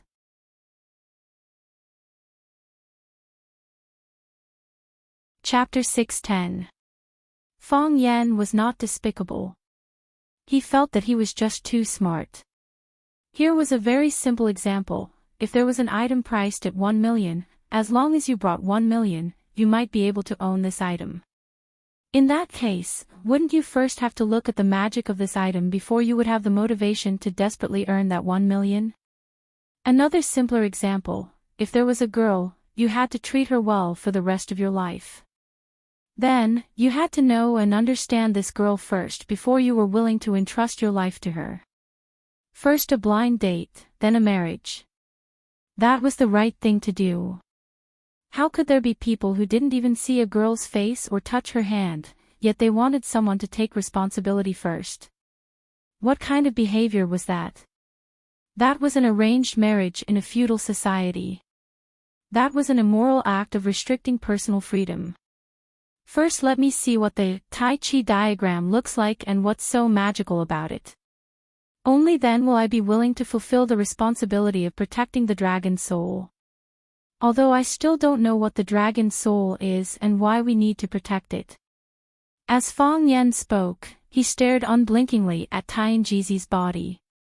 As soon as he felt something was wrong, he would turn around and run for his life. If you just throw me a black and white Tai Chi diagram that can be bought for 10 yuan on the street and then say that the responsibility of protecting the dragon's soul will be handed over to me, what's the difference between you and those swindlers who sell martial arts manuals on the street and throw a copy of the Buddha's palm, to those swindlers who say that the responsibility of protecting the peace of the universe will be handed over to them? Master, times have changed. There are fewer swindlers. We have to find a way to improve the professional level of swindlers. If not, why don't you go back to the headquarters and study? This time, Tianjizi was not angry. Holding the teacup, he carefully tasted the exquisite ambergris and said, speaking of which, it makes sense. Then you mean that I can look at the Tai Chi diagram first? No. Tianjizi said. Although what you said is very reasonable. But the Tai Chi diagram has been passed down for thousands of years, and there has never been a candidate as difficult as you. Everyone who is selected will regard it as their greatest honor. They will try their best to complete the test and become the final winner of the Tai Chi diagram. This rule has never changed, and it will not change for anyone in the future. You know it's a bad habit, but you still insist on it. Fang Yen said helplessly. There's no right or wrong, it's just a matter of personal choice. If you think it's worth it, then give it your all. If you think it's not worth it, then don't look at it. Tianjizi said, if anyone could go there and take a look, what mystery would there be in the Tai Chi diagram? When I get my hands on this Tai Chi painting, I'll make 1,000 copies of it. I'll give a copy to whoever has a good relationship with me. I'll also give a copy to whoever says I'm handsome. Tianjizi laughed out loud and said, the premise is that you can obtain the Tai Chi diagram. The divine Jizi looked at Fang Yen and said, after this period of recuperation, your body has more or less recovered. As long as you don't use too much strength, there won't be too much danger. But you still haven't left the mountain. Why is that? Fang Yen looked at the setting sun on the top of the mountain in the distance and said softly, what is righteousness? What is evil? What is love? What was hatred? A person's life is 100 years long. Is it the ambition in our hearts that we pursue? Or is it the worldly view? If God has eyes, then he should open his eyes and take a good look at the world, to see that there are so many despicable, shameless, and ruthless bad people in the world, and there are also good people like me who are pure, kind, and hold on to our ideals. The bad people should be sent to hell, and the good people should be allowed to enjoy the happiness of the world, speak like a normal person. The divine Jizi had to stop this guy from expressing himself and praising himself. It was said that everyone had a face, but he had never seen Fang Yen go out with a face. He didn't know where he usually hid his face. I'm just thinking that everyone's time is very precious. You should give me the Tai Chi diagram as soon as possible to save time. You've been looking for it for so many years. Is there anyone more suitable than me? Anyway, it will be mine sooner or later, so it's better to give it to me as soon as possible. Fang Yen said it so confidently that no one could refute him at all. Although I don't know what the Tai Chi diagram is, I know that this Tai Chi diagram must have something to do with our Taoist Tai Chi. You also saw that I was beaten half to death by that old man Song transplanting seedlings. If I had understood the Tai Chi diagram earlier, I could have taken my revenge earlier. The Tai Chi diagram is a great treasure in the world. It doesn't belong to one person, but to everyone in the world. Moreover, the owner of the Tai Chi diagram must not be selfish and must not seek personal revenge. Fang Yan sneered and said, "Bullshit, don't be selfish, don't seek personal revenge. Everyone has 7 emotions and 6 desires. Who doesn't have selfishness? Who doesn't seek personal revenge? I have a big grudge with that scum Jiang Junling, and I will not rest until that old dog Song Zaniang is dead. If you can't be selfish and seek personal revenge, you can give that thing to whoever you want. I don't want it anymore." With that, Fang Yan turned around and left. Immeasurable Lord of Heaven. Tianjizi recited the name, his heart beating fast. The long-eyebrowed monk with a wooden fish in his hand came out of the inner room. Looking at Tianjizi's worried face, he laughed and said, "What do you think of this boy?" "Let's wait and see," Tianjizi said helplessly. "He is too evil, not a blessing for the Tai Chi diagram." "I think Fang Yan is not bad," the long-eyebrowed monk said with a smile. Tianjizi looked at the long-eyebrowed monk with a bitter smile and said, "Old monk, why do you have to oppose me? When I thought he was good, you thought he was not good, and said, 'Let's wait and see.' Now, when I say he is not good, you jump out and say he is good. What on earth are you thinking? Whether it is Buddhism or Taoism, we are all monks. Monks pay attention to the emptiness of the 4 elements, do not get involved in the world, do not get involved in karma. But, can we really do it? We eat firewood and rice, wear clothes of hundreds of families, and live in the best house on Mingchuan Mountain. How can we not get involved in the world? Do not get involved in karma. Believers call us old immortals, but we know that we are not real immortals. If we are not real immortals, if we want to live, we naturally have to get involved in the karma of the world. Whether we believe it in our hearts or not, we must insist on it with our mouths, uphold justice, uphold benevolence, and uphold forgiveness. Because we are monks, our identity has already determined our way of thinking. What Fang Yan said is very reasonable. Who doesn't have selfishness? Who doesn't seek revenge? He lives more thoroughly than we do. So what? Tianjizi asked. Even if we think Fang Yan is not bad, he is still not the most suitable candidate for the Tai Chi diagram. Yes. The long-eyebrowed monk sighed. The Tai Chi diagram is unstable in yin and yang. If it falls into the hands of the righteous, it will be good, but if it falls into the hands of the evil, it will be evil. If it falls into the hands of the murderous, then there is only one word, kill. Sigh, let's wait a little longer, Tianjizi sighed.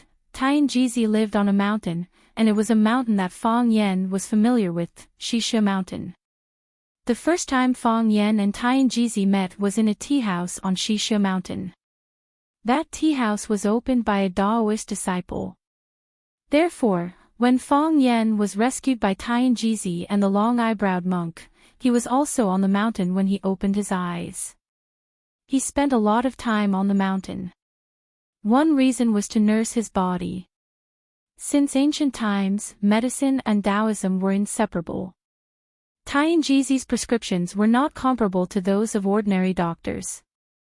Another reason was to obtain the Tai Chi diagram from his master. This time, when he was in danger on the summit of One Sword Peak, Fang Yan once again realized that he was weak. He needed a stronger power to protect himself. While protecting himself, he was also protecting his family. He could not die. He did not want to die. Unfortunately, Tianjizi was still unwilling to give in. Fang Yan did not know what the criteria for the guardian dragon's soul to obtain the Tai Chi diagram were, and Tianjizi and the long-eyebrowed monk had never mentioned it.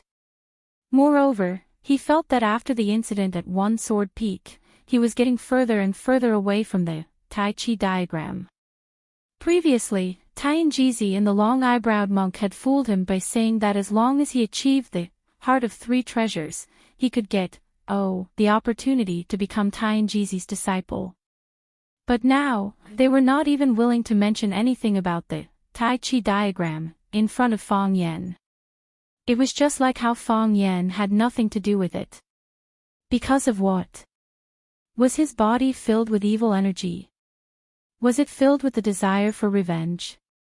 Now that Bai Xiu was dead, Fang Yan felt as though a huge rock had been lifted off his chest. In the past 3 years, the greatest physical and mental pressure on Fang Yan was to avenge his father. As long as he did not avenge his father, he would not be able to eat or sleep in peace. Bai Xiu's accidental exposure this time was a good thing for him.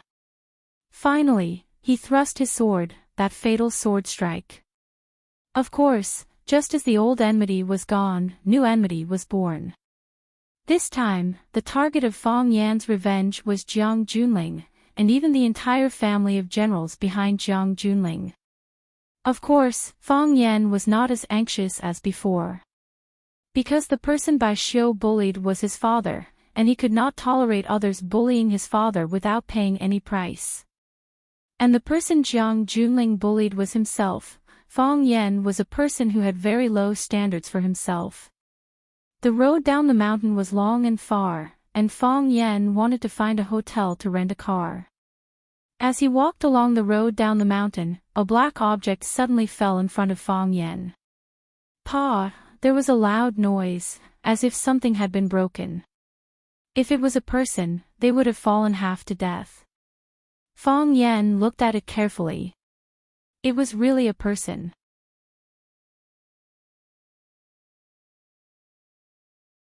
Chapter 6:11. The black object was a person. Its limbs were curled up like a poisonous snake with its tail coiled up. It was a woman. Her body was tied up by a strange method. Although there was no rope on her body could only curl into a ball and couldn't move. Her left hand was holding her right leg, and her right hand was hugging her waist. It looked like an extremely rare and difficult yoga pose. If the body didn't have a certain degree of flexibility, it would have probably twisted a person to death. Although she could not move her body, her eyes were still turning, her gaze filled with malice as she stared viciously at Dou Yan standing in front of her. It looked like she could pounce and bite him at any time. Bang! A young man in gray sportswear jumped down from the hillside. He walked to Fang Yan but didn't say anything. He just stared at Fang Yan with his bloodshot brown eyes. Fang Yan grinned and explained with a bit of guilt, something happened at the time. I was surrounded by a group of powerful people. I even called out your name. Unfortunately, you might have run into some trouble at the time. Later, I fainted from exhaustion and was saved. When I woke up, I was worried about your safety, but I didn't know where to find you. It's good to see that you're fine now. The Snake Lord looked at Fang Yan in surprise and said, You don't blame me? Blame you for what? Fang Yan asked in return. Aren't you afraid that I'll betray you? The Snake Lord stared at Fang Yan with a burning gaze. Fang Yan looked at the Snake Lord seriously and said, When I was about to go down the mountain, I found that you were gone, and the enemies appeared one after another. At the time, I did suspect you. I thought that you were in cahoots with them. You worked together to set up this sure-kill trap in order to kill me. If I died, wouldn't you be able to get the snake's eye in my hands? You are a Snake Lord, so you naturally have your own pride. You don't want to be controlled by others, so you want to regain control of your own fate. This is very normal. Since you suspect me, have you ever thought of crushing my snake eye? The Snake Lord asked. He and Fang Yan had known each other for many years. He was familiar with Fang Yan and even understood Fang Yan. He knew that he wasn't a man who was stuck in a corner, and he wasn't a man who couldn't bear to be ruthless. If someone angered him, he would do something that person would regret for the rest of his life. I've thought about it, Fang Yen answered honestly. After I woke up, I did think about crushing your snake's eye. I even took it out and looked at it a few times. I have to say, your eyes don't look good. Especially your eyes at this time. Seeing Snake Lord's increasingly confused eyes, Fang Yen said with a smile, but what if I've wronged you? What if I'm wrong? You care about my life. The Snake Lord's throat squirmed as he asked in disbelief. I'm not a murderous demon, why would I not care about your life and death? You also know that I've never taken the initiative to hurt anyone since I was young. You're also a living being. If I crush your snake's eye because of my own guesses and delusions, then, what's the difference between me and those murderous demons? The Snake Lord's eyes were moist, and he remained silent for a long time. What kind of F***ed-up society was this? The sister he brought out from the orphanage, the sister he depended on for survival, the sister he didn't hesitate to become a slave for, the only family he had left in this world, the person he had been painstakingly searching for, they finally met, but what awaited them was her betrayal. She poisoned him, using the method she was best at. The only hope in his life turned into despair, and the only lighthouse led him into hell and death. He felt that he would rather die than live. However, contrary to all of this, the person he wanted to kill in the past, the person he made a slave in order to save his sister, the person he wanted to escape from the control of every moment, the person who controlled his life and death, the person who controlled his fate, the person who held the snake eye in his hand, when his life fell to the bottom, the person chose to help him. He cared about his safety, and he gave him his trust. Perhaps to Fang Yen, what he had given him was insignificant and insignificant. But to the Snake Lord, it was like a piece of wood when he was drowning, an oasis in the desert. This was enough to save his life. In life, there would always be some people who were worth sacrificing for. The Snake Lord looked at Fang Yen and said, I came to you because I owe you an explanation. He pointed at the woman in black lying on the ground and said, She's my sister. Oh, Fang Yen didn't even want to look at the woman in black, and kept his eyes on the Snake Lord and said, You threw her in front of me, and I've already understood a lot of things. What I want to tell you is, in life, who wouldn't meet a few cruel and unscrupulous people? You're just a bit more unlucky than others. You only have one person by your side, and she's an idiot, but this is good, after you've confirmed that she's an idiot, you don't have to be nice to her anymore. Be nice to yourself, even if you're an idiot, it's a comfortable idiot. The Snake Lord's nose was a bit sore, but he still stubbornly explained, She went to find me and poison me. I wanted to save you, but I lost control of my body. After I escaped, I ran to find you, and saw you being carried by a Taoist priest and walking here.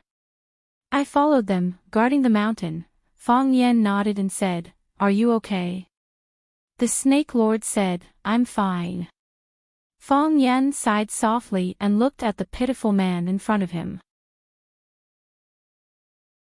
He took out an old sheepskin bag from his pocket and threw it to the Snake Lord, saying, This is your snake's eye, I've been prepared to return it to you, your sister has been found. Although the results weren't ideal, she's still alive. So, there's no need for you to stay by my side to protect me anymore. The Snake Lord took the snake's eye and asked in a muffled voice, Where do I go? Where do you want to go? The Snake Lord thought seriously and said, I don't know. I used to want to find my sister and bring her back to Xiangxi, but now she doesn't want to go back. You used to live for her, now live for yourself, Fang Yen said. Set her free, and set yourself free as well. The Snake Lord looked at Fang Yen and said, You're not going to kill her. I'm not going to kill her, Fang Yen said. The person she betrayed is you, and the person she hurt is also you. If I kill her, it will only make you hate me. Why would I do such a stupid thing? The Snake Lord thought about it and said, I want to go with you. Then set her free, Fang Yen said. The Snake Lord nodded and said, Fine. The Snake Lord crouched down and looked at his sister's hate-filled eyes, saying, "I'll let you go." As he spoke, he pulled out one of his sister's arms. Like a dead knot, once the thread was untied, the other knots would also be solved. The Snake Lord then took out a medicine bottle from his pocket. He poured out a red pill from the bottle and fed it to his sister. Bang! The woman flipped over and pushed the Snake Lord to the side with a slap. She stared at Fang Yen fiercely and asked, "Did you kill him? Who are you talking about?" Fang Yen was confused. The Snake Lord's expression became even more pained, and when he saw Fang Yen looking at him, he turned his face to the side. He didn't want to hear that man's name. Every time he heard it, it was like stabbing a knife into his heart. He didn't know what love was, but he could clearly feel what pain was. He was in so much pain. "Bai Xiao, you killed Bai Xiao, didn't you? You killed Bai Xiao." The woman's eyes turned blood red, and her body made cracking sounds. Every part of her body could move freely. The Snake Lord looked at her and said, "Go." The woman didn't care about the Snake Lord's words at all. She didn't even turn around to look at him. She stared at Fang Yen without blinking. Her body was bent, and her head was tilted forward. She looked like she would rush up and fight Fang Yen at any time. The Snake Lord was like a furious lion, and he roared at his sister, "Go, I said go." The Snake Lord's shoulders tightened, and her hands turned into claws. As long as she waited for an opportunity, she would rush up and tear Fang Yen to pieces. "You killed Bai Xiao. Why did you kill Bai Xiao? I want to avenge him. I want to kill you." As she spoke, the woman in black suddenly dashed toward Fang Yen. Her body was like a spring, but also like a poisonous snake that wanted to attack its prey. Her body was light and agile, and her steps were strange. Hissing sounds came from her mouth. It was the sound that poisonous snakes would make when they attacked. Clang! The Snake Lord rushed up from behind and grabbed his sister's shoulder. He punched her in the face, causing her body to crash into the rocks on the side. The Snake Lord followed closely behind and grabbed the black-clothed woman's throat. He pressed his sister's head and slammed it against the stone wall. Clang! The woman's head slammed against the stone, and a bloody groove appeared on her forehead. Clang! The black-clothed woman's head was once again smashed against the stone, and the bones inside also made a cracking sound. Clang! Clang! Clang! The Snake Lord seemed to have gone mad. He kept slamming the woman's head against the stone wall. Pa! He let go of his sister's neck and slammed his head against the stone wall. Clang! Clang! Clang! Why are you forcing me like this? The Snake Lord roared with grief and indignation. Why are you forcing me like this?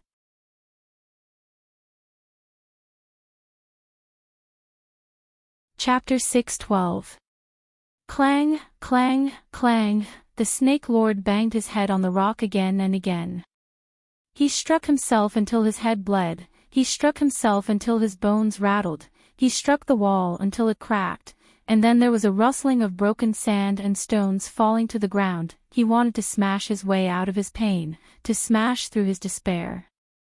He wanted to relieve the pain in his head and relieve the pain in his heart. He could endure and cure headaches, but he could not do anything about the heartache. He did not want to hurt his sister and make her hurt him again and again. When she recklessly rushed towards Fang Yen, he had to make a move. He knew that if he waited for Fang Yen to make a move, only death would be waiting for his sister. He knew Fang Yan's strength too well. At that time, he used all his strength, but he was still easily strangled. If he had not taken the initiative to beg for mercy and offered his snake eye, Fang Yen might have broken his neck on the spot. Although his sister was also a snake woman, her strength was far inferior to his. With Fang Yan's current ability, strangling her was no different from killing an ant. The Snake Lord did not see the scene of Fang Yen fighting with others, so he did not know the fact that he was seriously injured. She wanted to avenge that man and kill Fang Yan. In order to protect her, he had to take the initiative to attack her. The Snake Lord felt that he was too wronged and too suffocated. He was like a balloon that was full of air, and a slight touch could cause him to explode with a bang. After he attacked his sister, the Snake Lord felt that death was better than living. He had never treated her like this since he was young.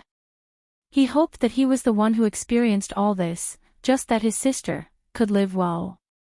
Fang Yan stood to the side and watched the Snake Lord go crazy, but he did not intend to stop him. He could understand the Snake Lord's feelings at this moment, just as he could understand the Phoenix's feelings at that time. In life, people had to go through countless difficult choices. He chose his sister, but she chose another man. He was a loser, a pitiful person. From now on, he would have no relatives in this world, right? He did not know who to share his joy with, and he did not know who to tell his pain. He was like a transparent person. Kwang, the Snake Lord, slammed his head against the stone, and a protruding sharp stone pierced his forehead. Then, blood spurted out of his head. The Snake Lord finally calmed down and felt a little dizzy. Fang Yan took out a large medicine bottle from his pocket and threw it over, saying, "Stop the bleeding." This medicine was stolen from Tianji's pharmacy. It had a miraculous effect on stopping bleeding and removing blood stasis. It was a must-have medicine in Jianghu. Snake Lord took the bottle and poured some gray powder onto his forehead. Then, he returned the bottle to Fang Yan. Feeling better? Fang Yan asked Snake Lord. I feel better now, Snake Lord said. Come back with me if you're comfortable, Fang Yan said. If you don't have a place to eat, eat at my place. If you have no place to stay, stay at my house. If you have no place to go, make my house your own. From now on, we are friends and brothers. If you don't mind. Snake Lord's throat felt like it was winter, but he couldn't say anything. Fang Yan reached his hand out to Snake Lord and smiled. You don't want to? No, Snake Lord shook his head. I don't think I deserve. Fang Yan grinned and said, You're the Snake Lord, the king of snakes. As long as you don't ask me to kowtow to you every morning and night, everything else won't be a problem. Snake Lord opened his mouth and wanted to laugh, but then started crying again. He wiped the tears from his eyes and said, I'll go back with you. We are friends, brothers, Fang Yan said. Friends, Snake Lord struggled to say this word. In his previous life, he had never said this word to anyone. To him, it was something unattainable. Brothers, Fang Yan clenched his withered and skinny hand and said, That's right. Snake Lord wanted to dodge. He wasn't used to being so close to people. His right foot took a step back, but his left foot remained standing. He thought that it was time for him to make some changes. His little sister was right about one thing. He should live in the city, among people. He should have friends, brothers. He should have a different life. Let's go, Fang Yan said. Snake Lord nodded, but his gaze couldn't help but fall to the ground.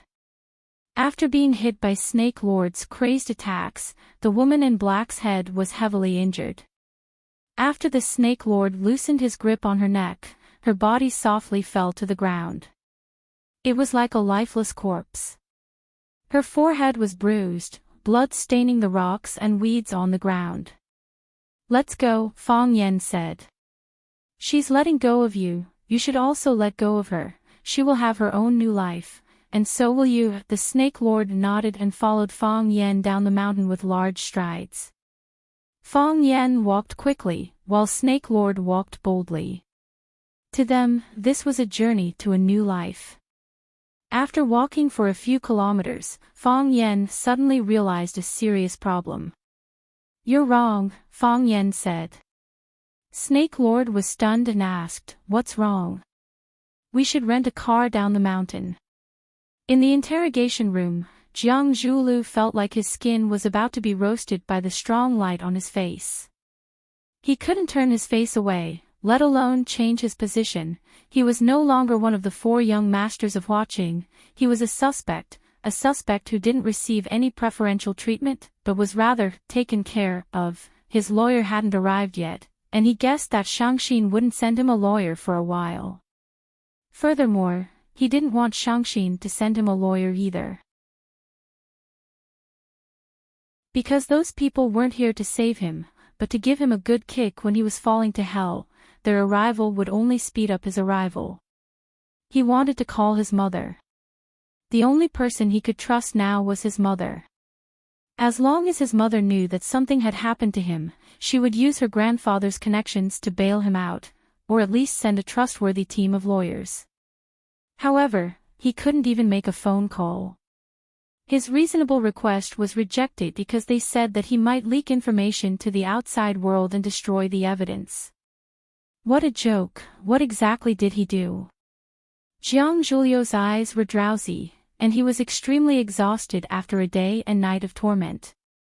Jiang Zhulu, wake up! Chenai Yang held a large cup of coffee and stared at Jiang Zhulio's every move. Every time he saw that Jiang Zhulu was about to close his eyes, he would suddenly yell angrily. Jiang Zhulu had been pulled back to reality from his slumber countless times. I know what you want to do. Jiang Zhulio's eyes were bloodshot, and he sneered at Chenai Yang. You want to use the interrogation method of fatigue to force me to submit, and you want me to confess when I can't take it anymore. I know that this method is very effective. But you used the wrong person. I haven't done anything illegal, so I don't have anything to confess to. Also, when my team of lawyers comes, I want to sue you for abuse of force. We didn't abuse of force.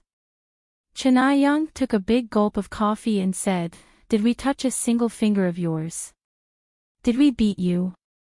We just want to solve the case as soon as possible, and not give the criminals any chance.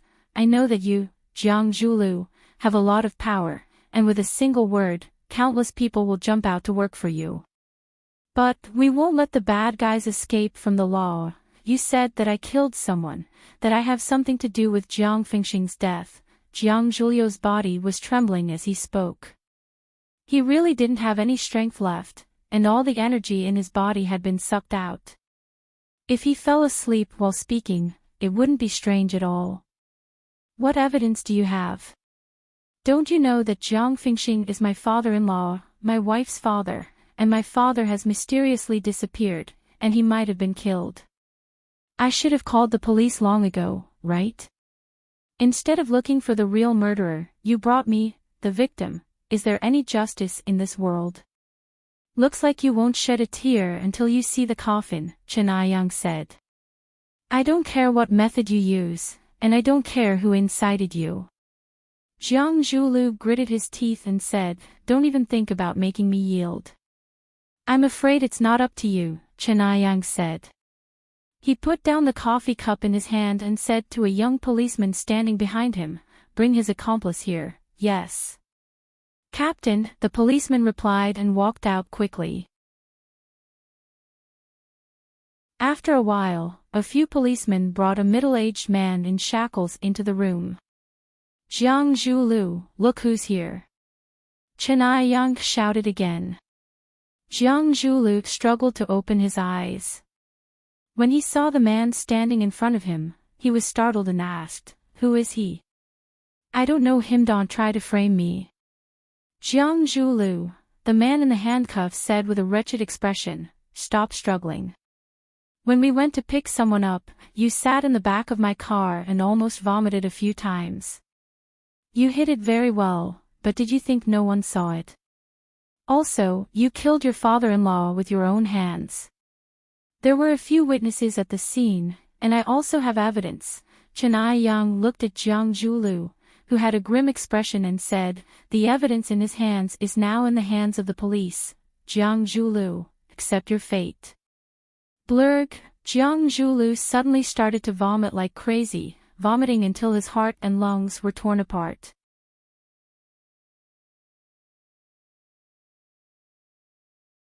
Chapter 6:13. Jiang Zhulu had not eaten anything for an entire day and night. He only drank a few cups of coffee provided by the police to keep him awake. Therefore, he only vomited out the brownish-yellow coffee juice. He bent over, screamed at the top of his lungs, and vomited over and over again. His appearance was so exaggerated that people were worried that he would vomit out his liver, lungs, and bile. The witness's words reminded him of that day. He remembered how he had sat in the bumpy car to pick up his father, his useless and arrogant father-in-law, in order to maintain his powerful image and not be looked down upon by those arrogant martial artists. He had resisted the urge to vomit. He had held it in until today, but he finally could not control it anymore. He had used up all of his tolerance that day and vomited everything that he had prepared to vomit that day. It was also from that day onwards that he turned into a demon. It was also from that day onwards that his relationship with his wife Shangxin fell to the freezing point. It was like a reincarnation cycle. He had returned to the original path, and all the hard work he had put in between was meaningless. He was a complete failure, and he could not change his fate. "Give him a cup of water," Chen Aiyang said. A policewoman went out and quickly returned with a cup of warm water. Chen Aiyang placed the cup in front of Jiang Zhulu and said, "Rinse your mouth with water." Jiang Zhulu picked up the cup of water and gulped it down. Then, he placed the cup on the table and said, "I don't know him, and I don't know what he is saying." The witness was furious and said, "Jiang Zhulu, I am the Eagle King. I am the driver who sent you to pick someone up that day. Do you remember who I am now?" "No. I don't know who you are." Jiang Zhulu denied.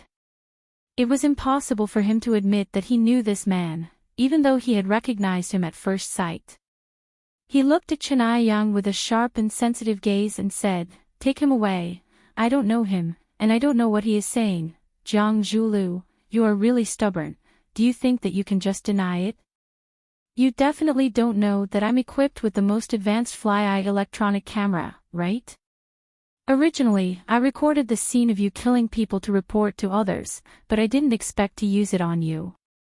Jiang Zhulu struggled to charge at the Eagle King.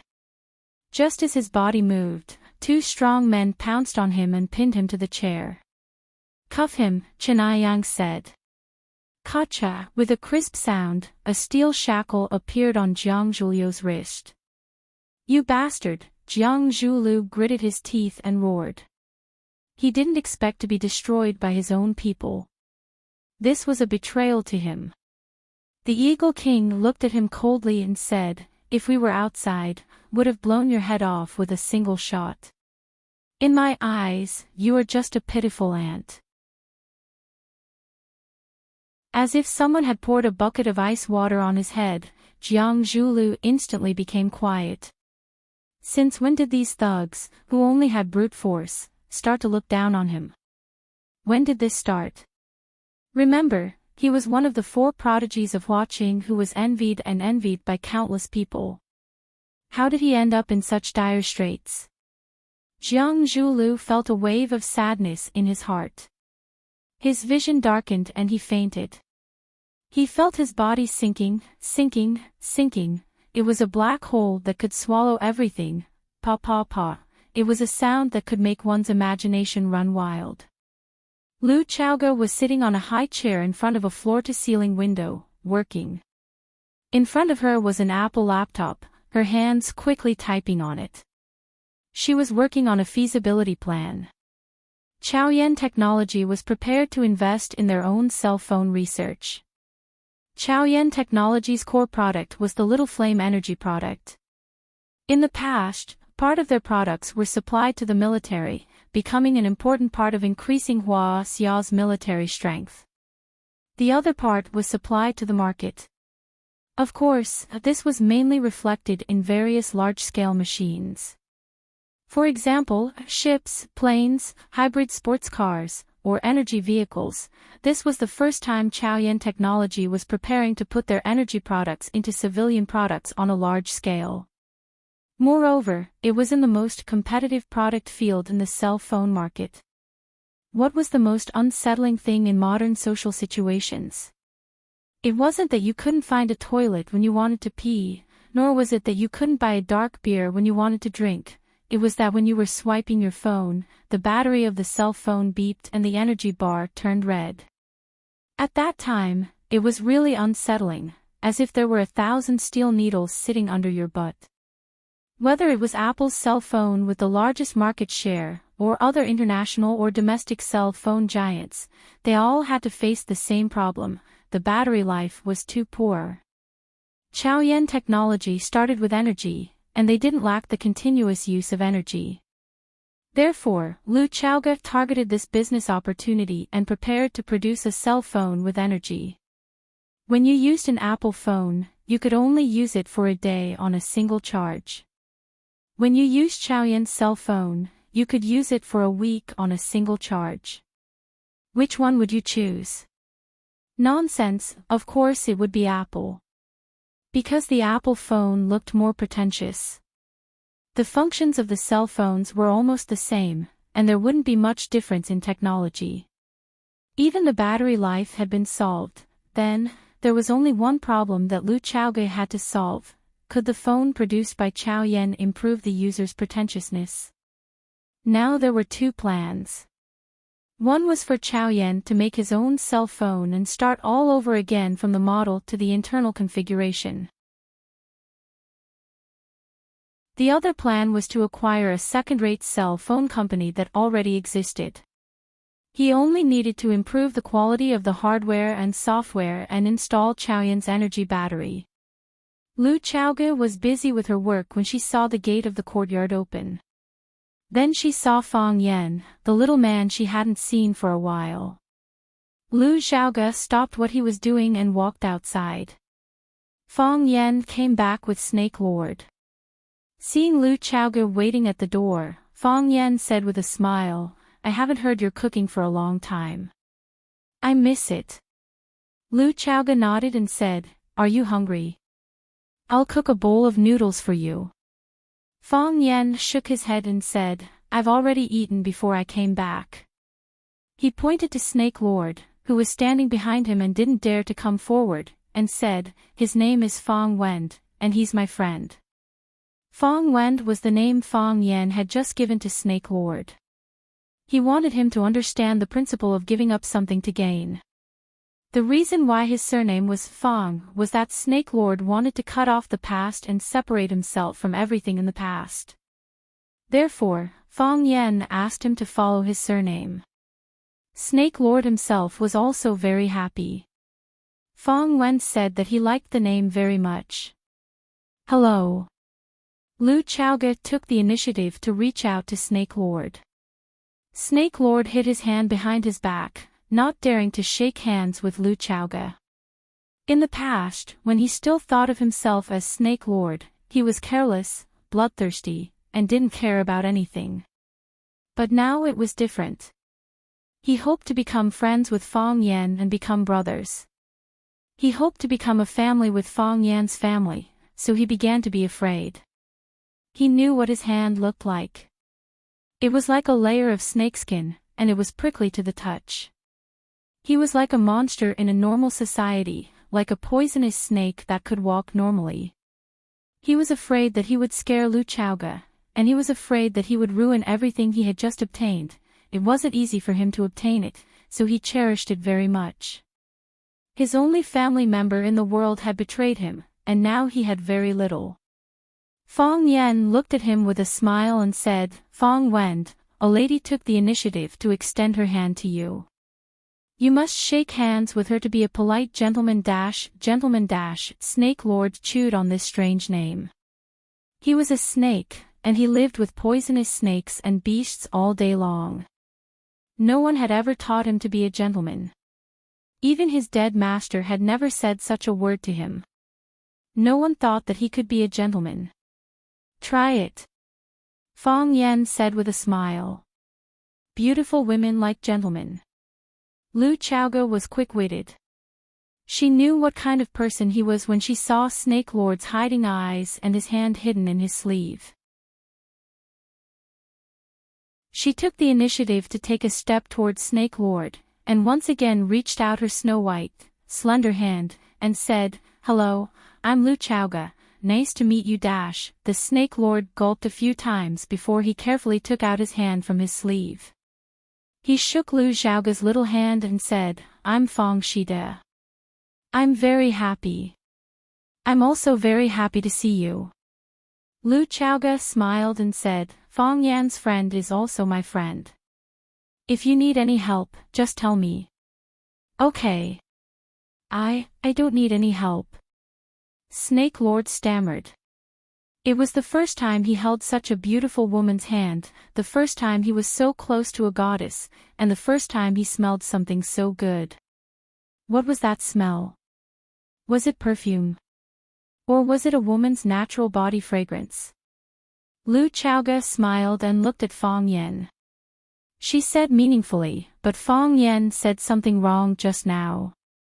Not all beautiful women like gentlemen, and some like rascals." Snake Lord became anxious, and his forehead began to be covered in sweat. He hurriedly explained, "I'm not a rascal. You're tuning into the Dreamy Chapters YouTube channel. We're so grateful for your support, and don't forget to subscribe to join us on this incredible journey through captivating stories. Your generosity through donations truly makes a world of difference, as it's the primary source of revenue that allows me to expand and enhance this channel for you. Thank you from the bottom of my heart for being a part of this adventure."